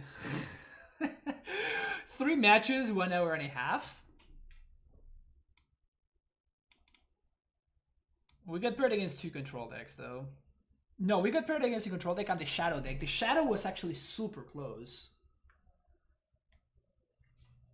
2-on-1 is nice. This deck is fun. This deck is fun, even though Scapeshift is terrible and it's missing, like it's slightly misbuilt in my opinion. So let's cut this nonsense. Now we can add, I feel like I might want another Temple Garden. Do we want Geopedes?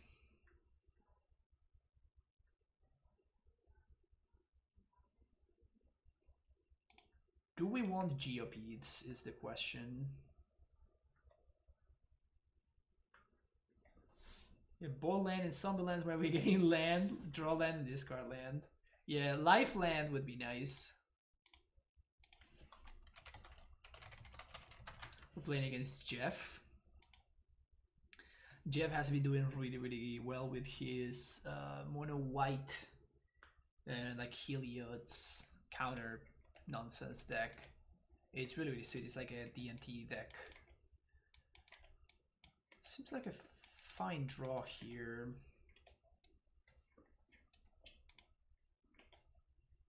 Though one thing for certain is that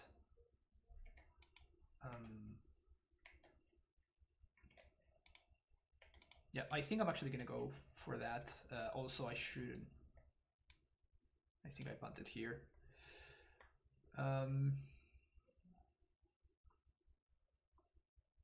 Yeah, I definitely punted here.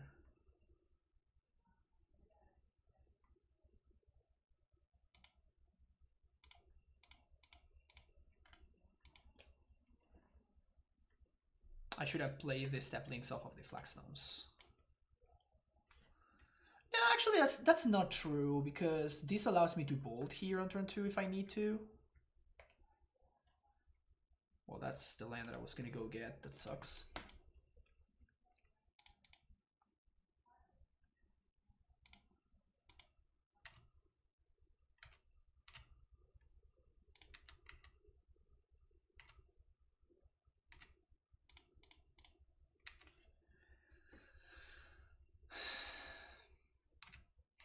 Actually, I wonder if it would have been, maybe it would have been better to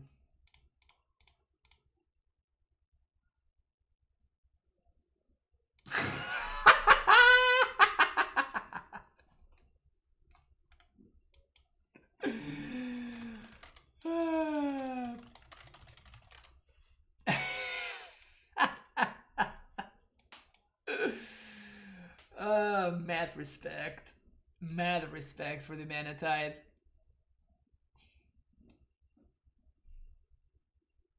Mad respect for the Mana Tide.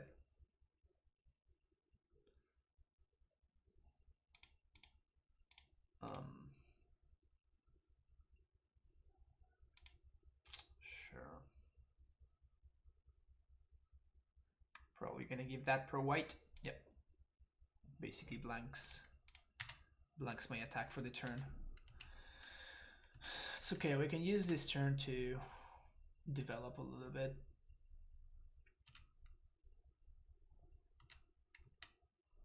Different art vials. I know, I should make fun of him for that.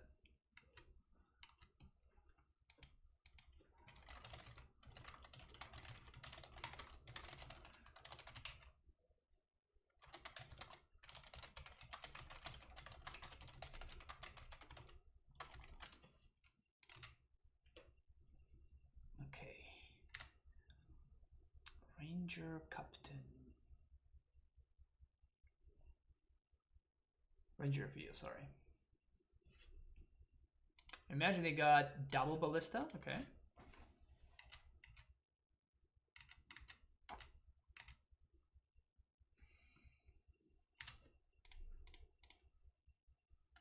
Can I get lethal here? Opponent's at 16.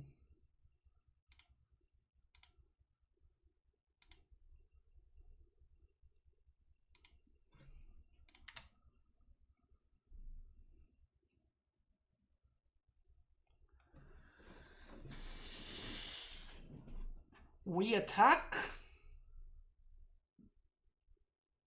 He blocks with Ranger.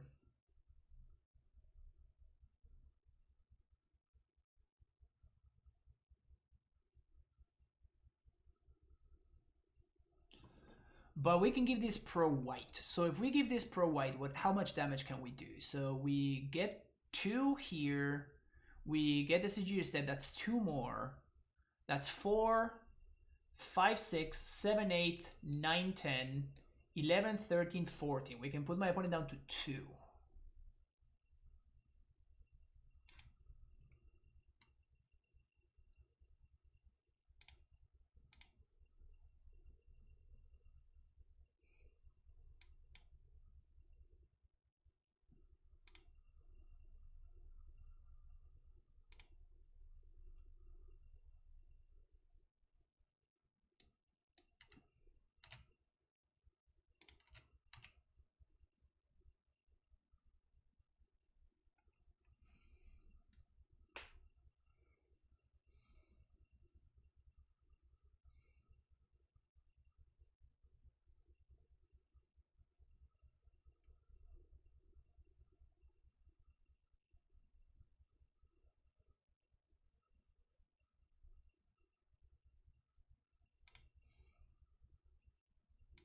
Okay, so we have lethal next turn then.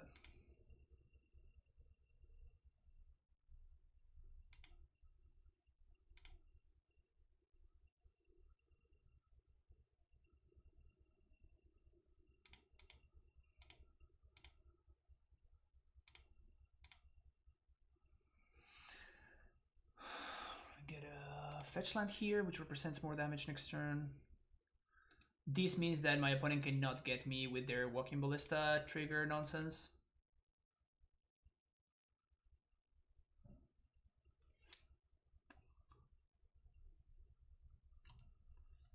The only problem now is that we can't push through damage.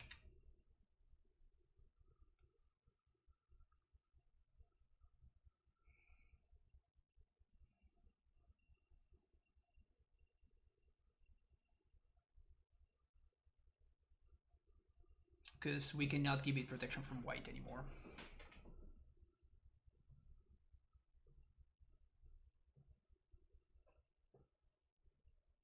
And again, we're finding ourselves over and over again in the same spot where we're just drawing, we're just don't have any more fetchables, or we just don't have anything that we can get off the flagstones, so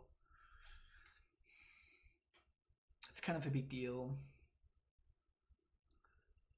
Kind of a big deal.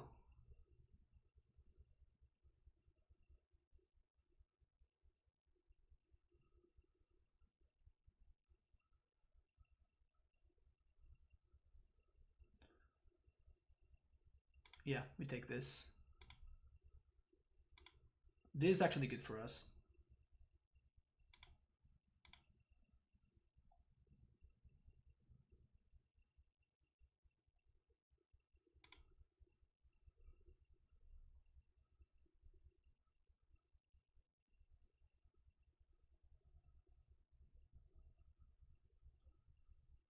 So I think we have lethal now. Unless I'm missing something.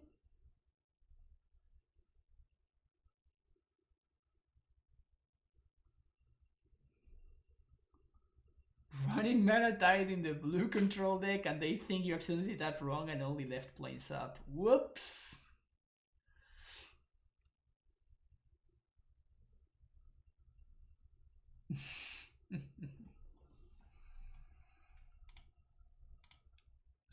let's go get the basic mountain.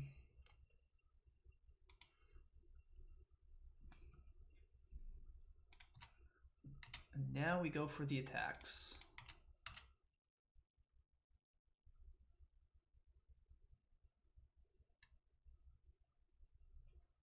So,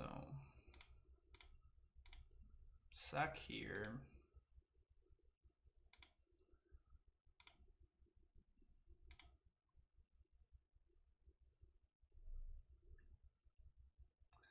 So this is 6.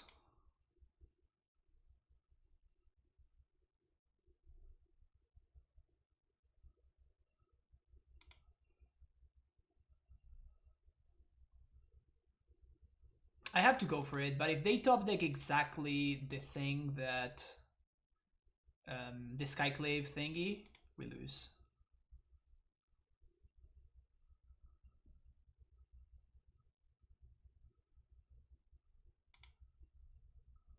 We have exactly lethal here. Just have to go for it.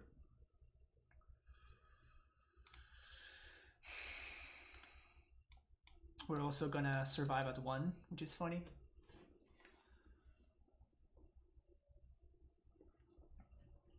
Tight game. Super tight game.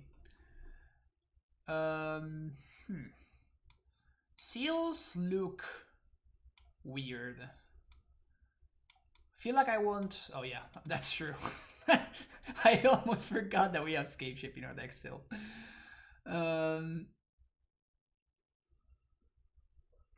Don't care for either one of these really.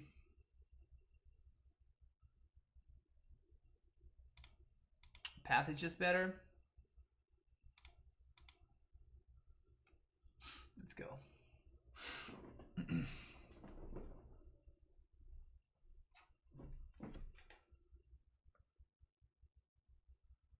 You should have left Reclaimer. If I live Reclaimer, I don't have lethal Anticompoticos. And I have that turn to win, because if my opponent taps, the other ones win. So I have to go for it. I had 1 fetch. I have no more fetchables. And also, if I do that, then my opponent just kills me with the onboard ballista. So there's 2 reasons why your line just doesn't... I cannot layer out Rigorous. There's 2 reasons why it doesn't work.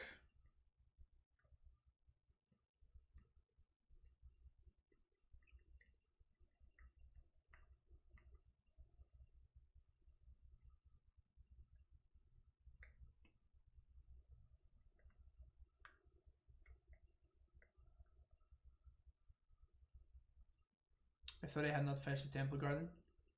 Again, like I would still, even if I did have the Temple Garden, I would still lose to the onboard ballista, so it just doesn't work.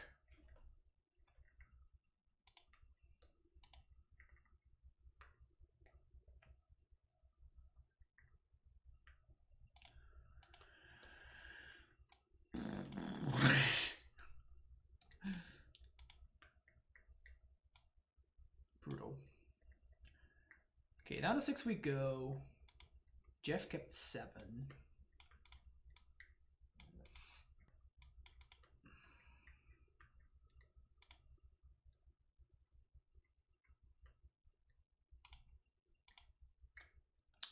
These flag zones really hurt sometimes. Sweet. Never didn't have it. Stomping ground. Hell, let's go.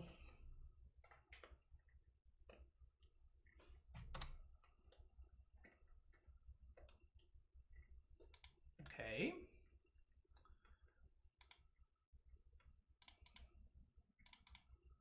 Sacred Foundry here.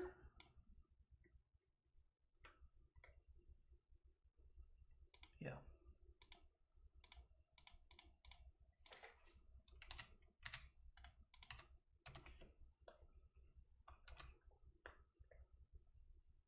It's very interesting to me. That he chose to keep a 1-lander. Oh, that's why.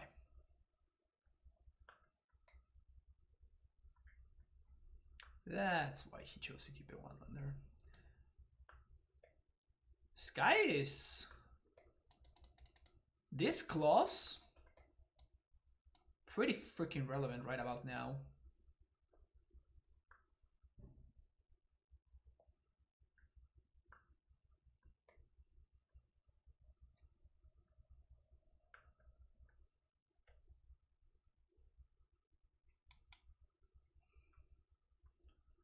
We do have path for this guy.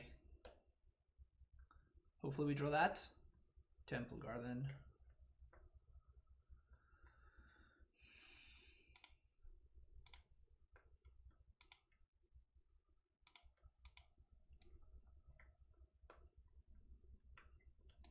This can't gain life. How much can I do? 3? I was by the way, for if you were wondering why I just read this, is because I was looking. Skullcrack allows you to play around protection, but Attacker's Command doesn't. So this is 3, 4, 5, 6, 7, 8, 9, 10, 11, 12, 13, 14. That's considering my opponent doesn't gain life.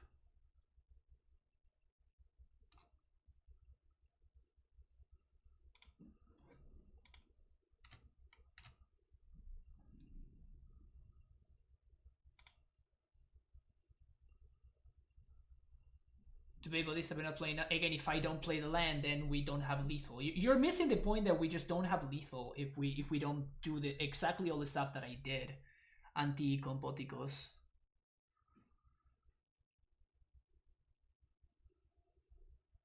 Like everything that I did needed to be done.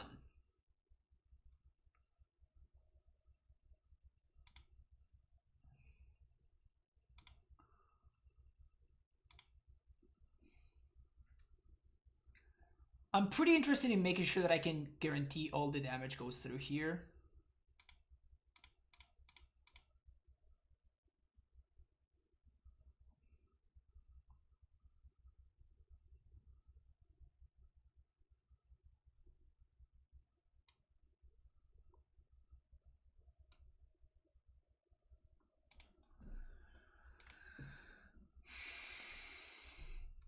Because starting next turn, my opponent has access to a bunch of other nonsense, so...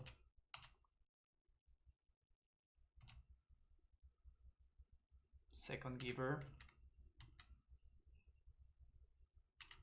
Yeah, it sucks. In Memphis, instead of playing the fetch first and showing him the ballista is no good, you sequence by fetching, you're already fetched, you bait him to try a ping. Oh, okay. But at that point, yeah, I don't know, I kind of don't like that, you know. Alright, any land, please. Sweet. At this point, they have to have some form of removal, right?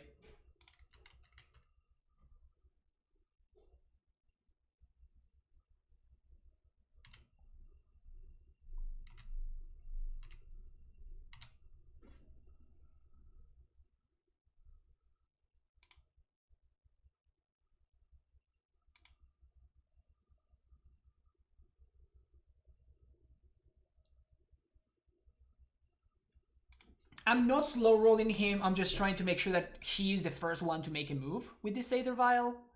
I just don't want to get got by, like, I don't know, like Seconary of Champion or something silly like that, you know? So I'm trying to force them to be the first one to make a move.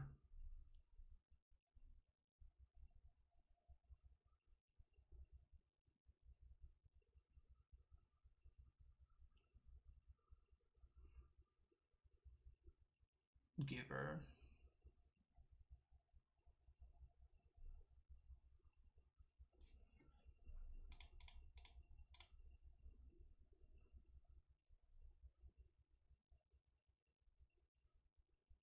This is probably what does it.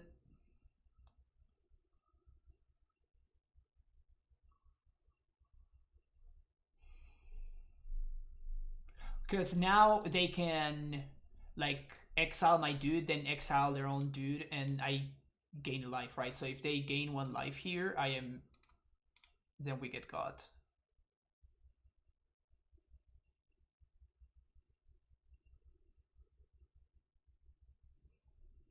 Late night Fran. Late night Fran is the best Fran. Everybody knows that. GG's, Jeff. Well played. Well played. It was an interesting match there. 3-1.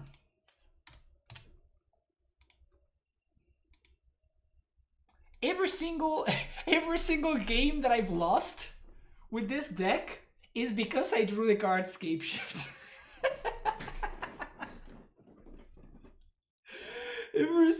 every single game that I lost is because I drew Scapeshift. Which is really funny.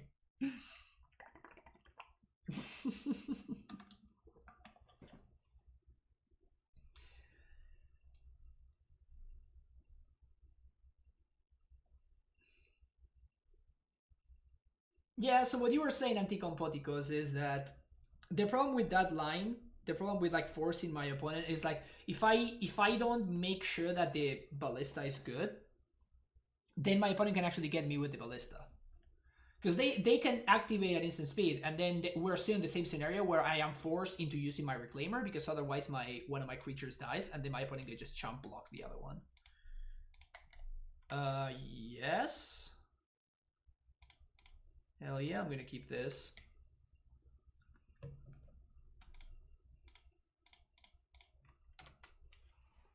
We probably want a sequence like this, I think.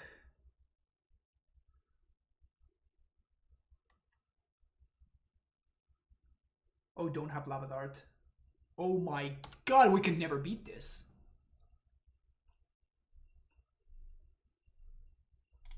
Literally, can never ever beat this.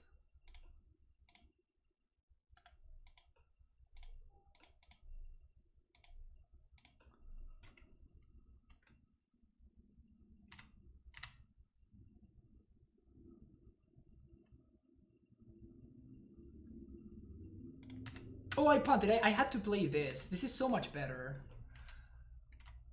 I fucked up there. Because now I don't have a white source. I messed this up. Does Team of Battery have a place in this? No, I don't think so. Your dudes don't get that large. Okay, let's see if my opponent's drawing a card here. They're drawing another opt. Okay, so we're gonna do this and this. I'm just gonna make sure that we can guarantee this damage.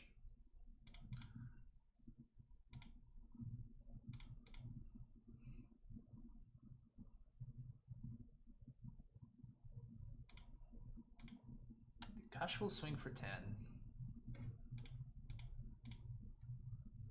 I sequence my lands a little bit poorly here, but it's... I think it's the same.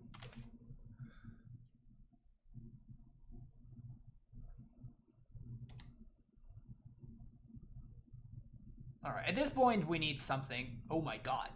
They just backed it in. Well, I mean, we were gonna draw a fetch, so they were dead, but...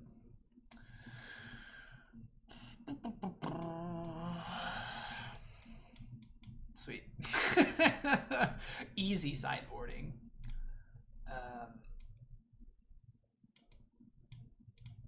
Maybe Helix could be interesting. Instead of path.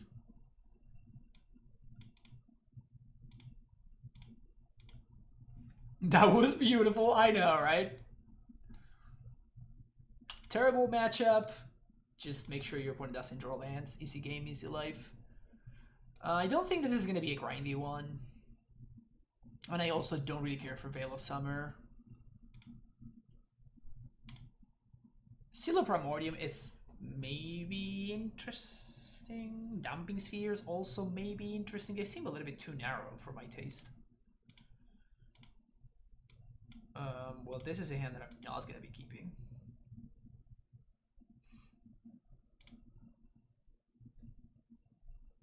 This one I can work with.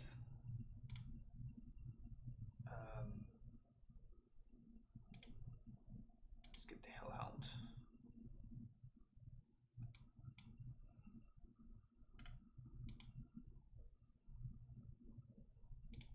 Okay.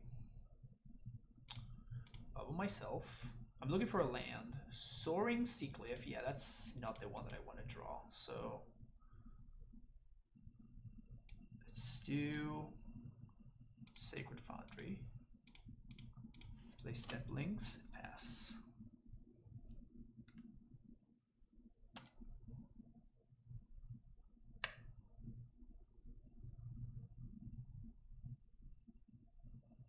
There it is. Lava Darterino.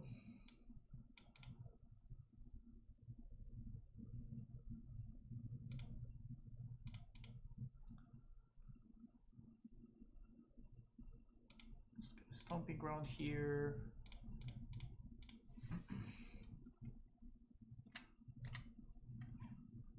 They have another Lava Dart. I'm ready to back it in. Gut shot. Okay.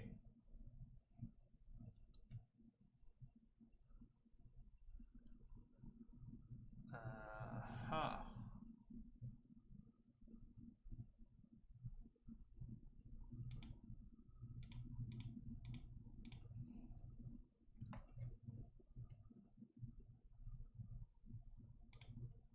Sack a land.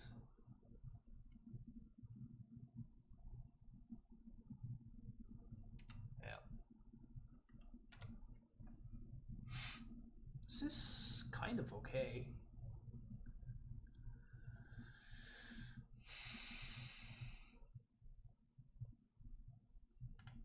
Bold face. Okay, Stormwing.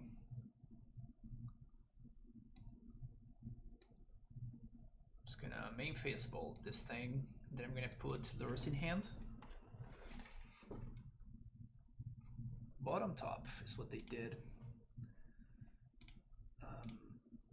Let's do this first.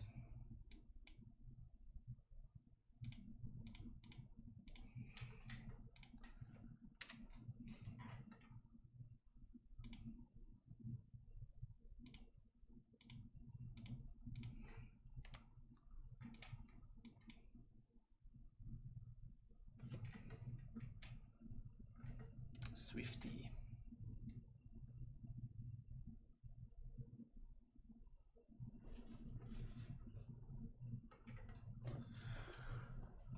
Okay.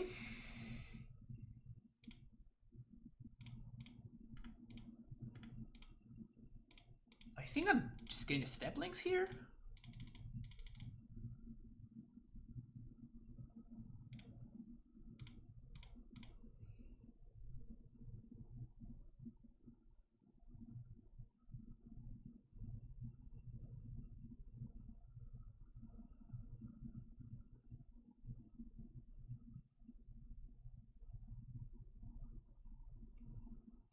Breathe my lures. It's kind of okay. I mean, it's not like we need more business, but boy, does this matchup look tough.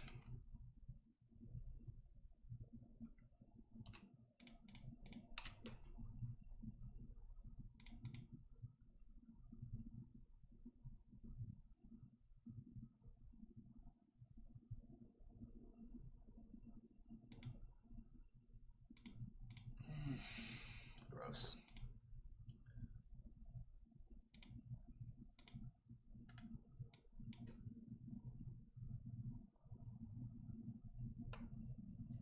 That sucks.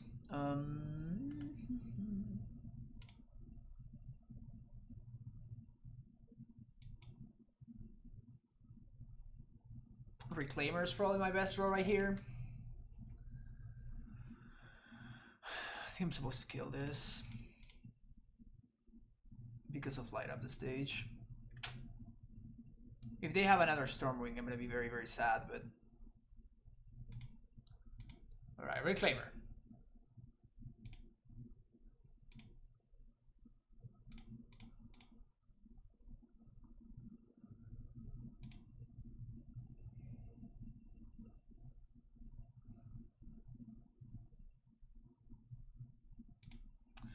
So 3 damage to each opponent.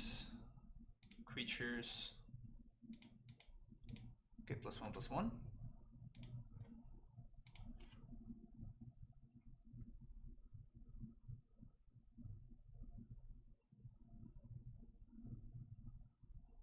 We have more removal. That sucks.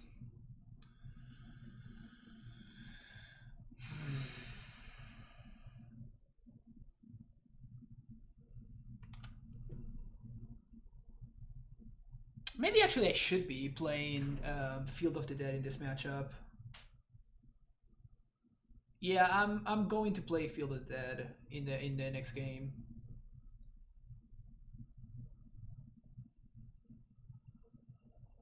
Definitely gonna be playing Field of the Dead in the next game. Yeah, I started super late today because I was recording the podcast.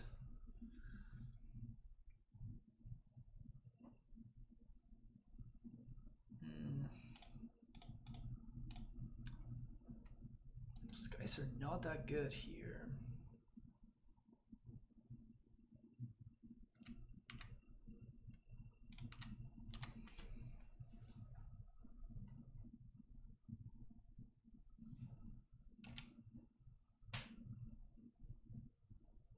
I mean, if I drew Scapeshift now,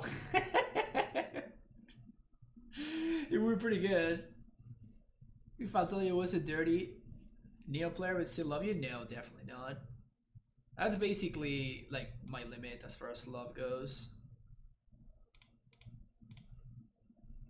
That is as far as my love goes. Like if you play Neo form, we cannot be friends anymore. Definitely not playing Neo. Okay, you had me worried for a second there, Benny. You had me worried for a second. You almost got me, huh?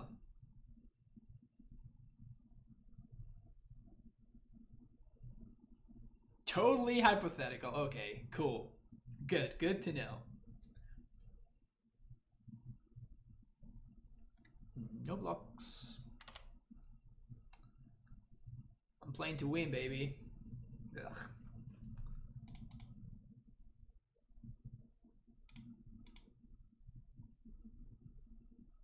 We're drawing light at this stage. How do I win?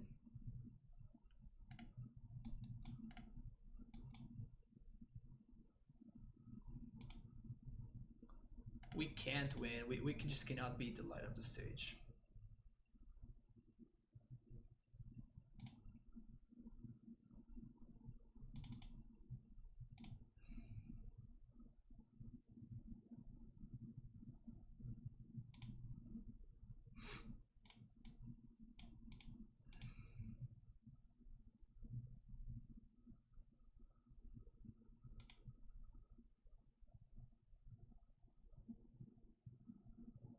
Kind of not sure how I feel about Ren. I think we kind of have to play it, but I'm not excited about playing it. You're 3-0 in your league that is not with Neoform? Good. Love to see it. Yeah. Guess I'm keeping this. And I'm probably in a stomping ground.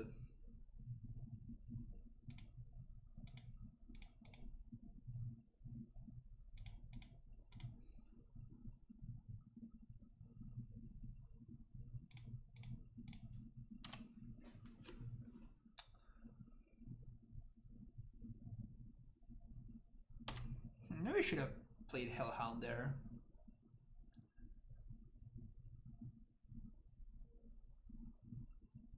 Yeah, I'm kind of feeling the Hound of Hell instead of this Reclaimer. Yeah, because of that. Like Reclaimer does feel like the price.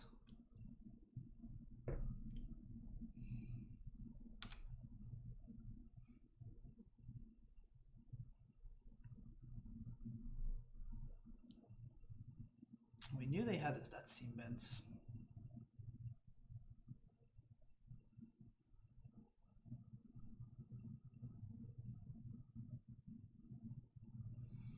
Gross.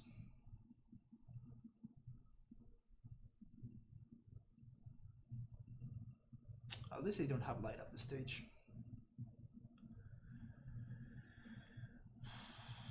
Keep the card on top though. Makes me sad.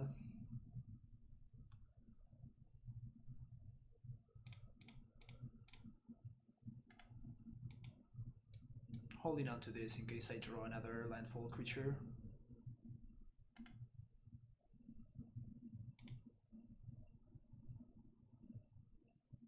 The triple command draw. It's a little bit rough.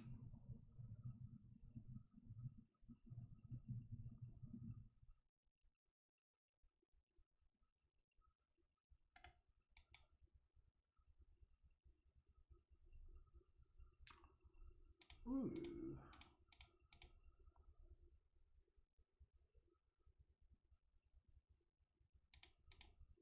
Don't mind if I do. Don't mind if I do.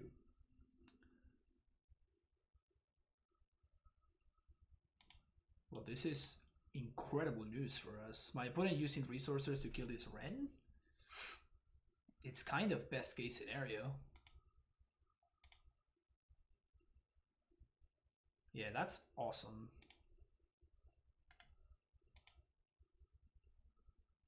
Next turn we can put Luros in hand.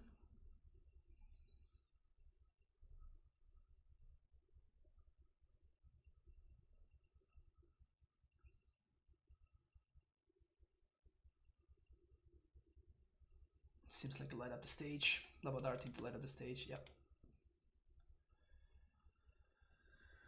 Yeah, that's a problem.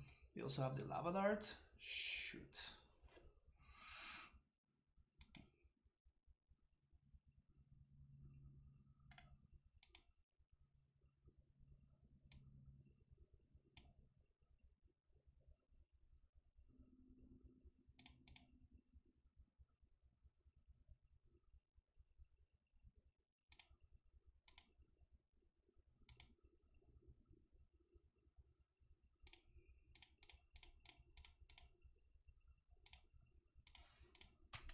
We'll be able to do that next turn and we can protect it with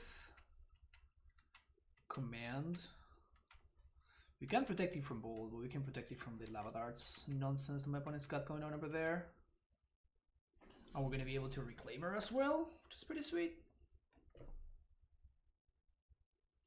We just have to not die, which is a moderately tall order at this point.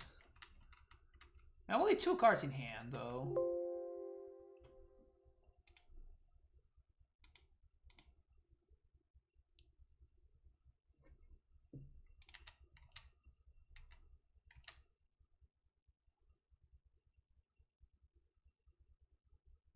What is this?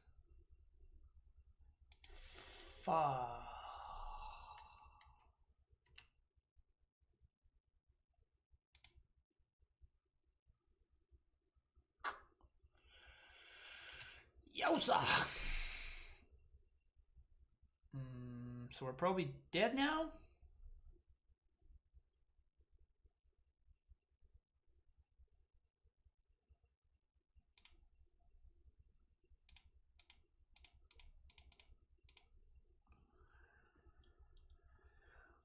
God damn. Oh, also I tapped like shit.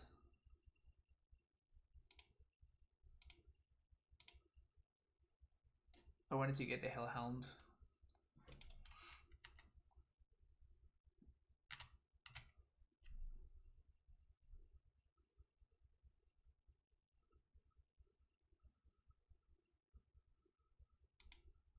God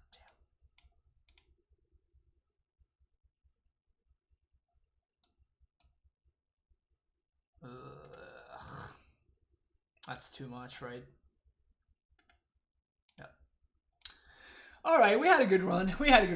This matchup seems kind of unwinnable. It seems pretty much just unwinnable. Like the chances of flooding in that matchup are just too much, and all of your dudes, like your opponent's just like 2-for-1 you every single turn. So seems like you cannot realistically win that match.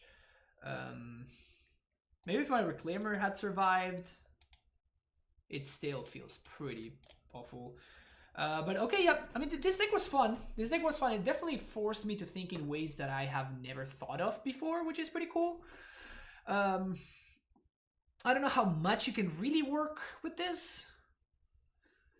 Like your flagstones, like you probably cannot really count flagstones as... You probably cannot really count flagstones as a part of your mana base. So you realistically have access to... There we go. You realistically have access to 19 lands that are actually casting your spells and stuff.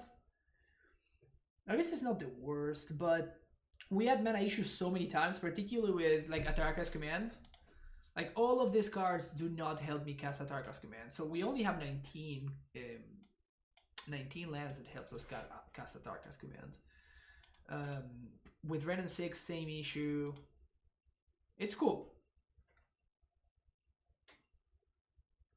My opinion, you should have left the Scapeshift and play the control role, even though you only have 8 removal. I cannot play the control role when my opponent has better late game tools, right? My opponent has light up. They have light up the stage, and they have Bedlam Reveler. I can never beat that if I try to be the control role. I just don't have the tools. Where's the rest of the sideboard?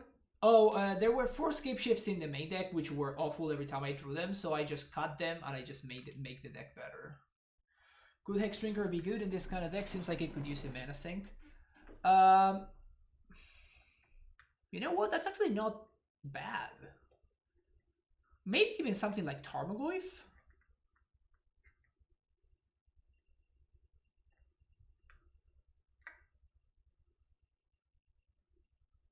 Goyf could be interesting. Becoming Mens could be interesting.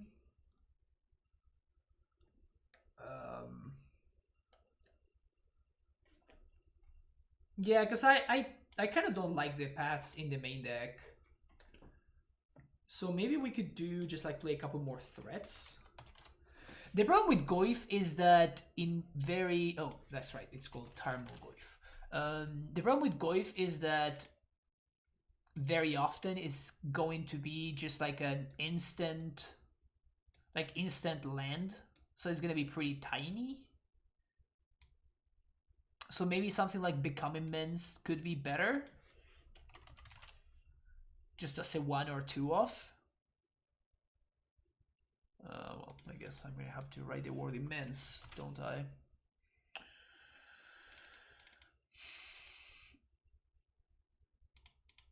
Is there any other threat that we could be interested in running? Yeah, I agree. Yeah, I guess Hexdrinker is one that I would be...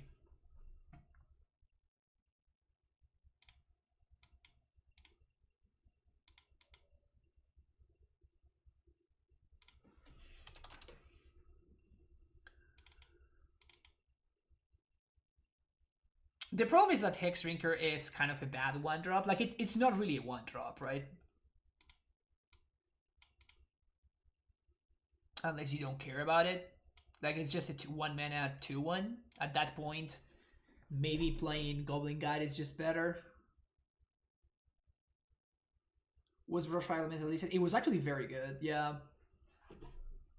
This guy was super solid.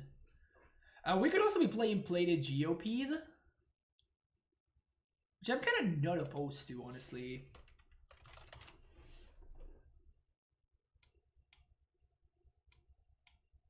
It's like by far the worst one, but it might be okay.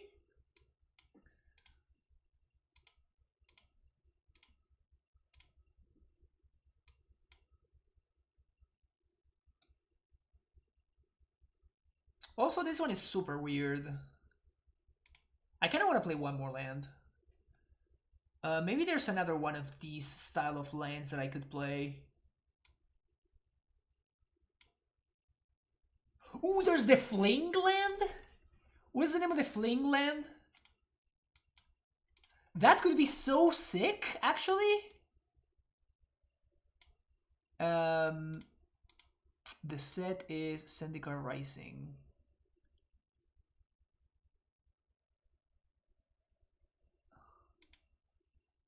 Oh, what's the name of the Fling Land? This is an option too, by the way.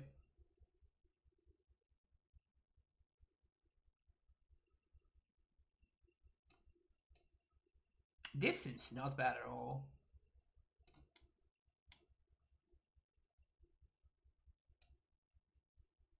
Oh, it's creatures or planeswalkers. Never mind, never mind, never mind. The other one can deal damage to face. Kazul's Fury.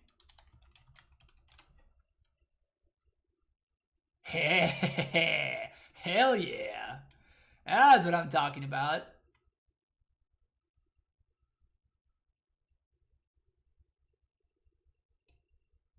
That's what I'm talking about, baby.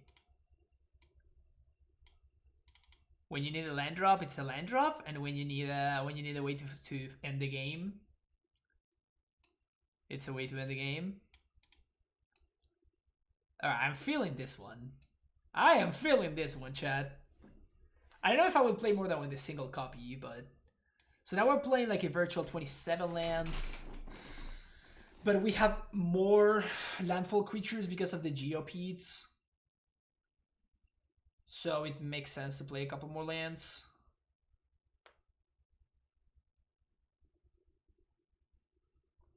Also, it's not a minor thing. The Geopede can be cast off of a red source, like Sacred Foundry, Flagstones, and we can actually cast the Geopede. So that's definitely interesting.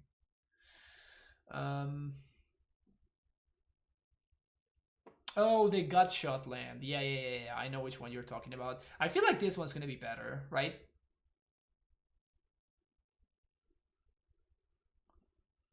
Though the Gutshot land is pretty good against Uro.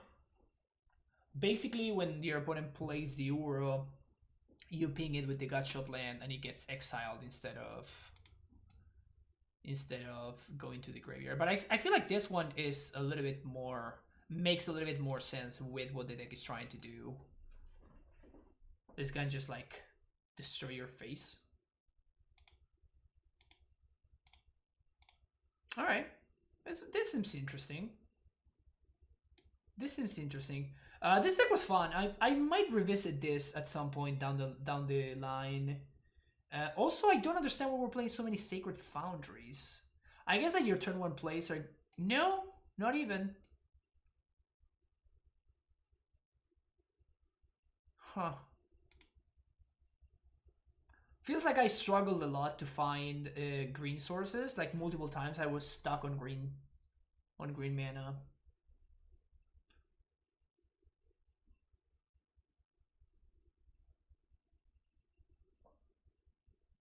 We probably cannot play a basic Plains, but that's okay.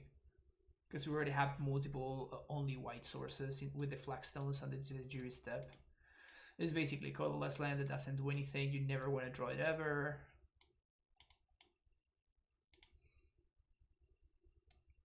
Red source, white source. Okay. I already feel like this deck is better than the one that we played the league with. Like, this main deck is so much more cohesive to me.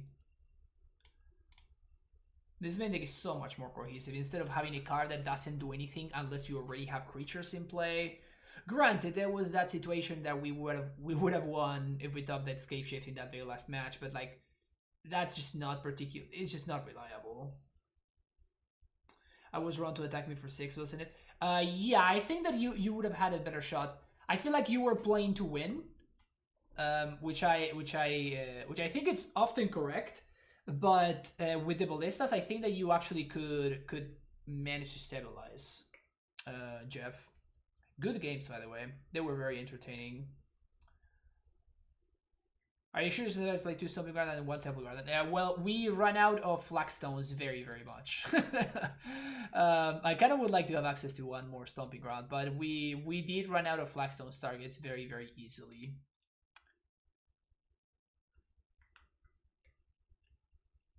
+1 Titan. Nah, this is not a Titan deck. This was fun though. This was pretty fun. Hope you folks enjoyed it. This deck was very, very entertaining, and I do like to play stuff that I have no idea what I'm doing with every now and then. Like, I like the thought experiment of forcing myself out of my comfort zone and trying to figure out stuff on the fly. So this list definitely hit the bill. So I had a great time. But yeah, thank you for watching. Don't forget to hit that like and subscribe button if you enjoy the content, and I will see you in the next video. Bye bye, folks.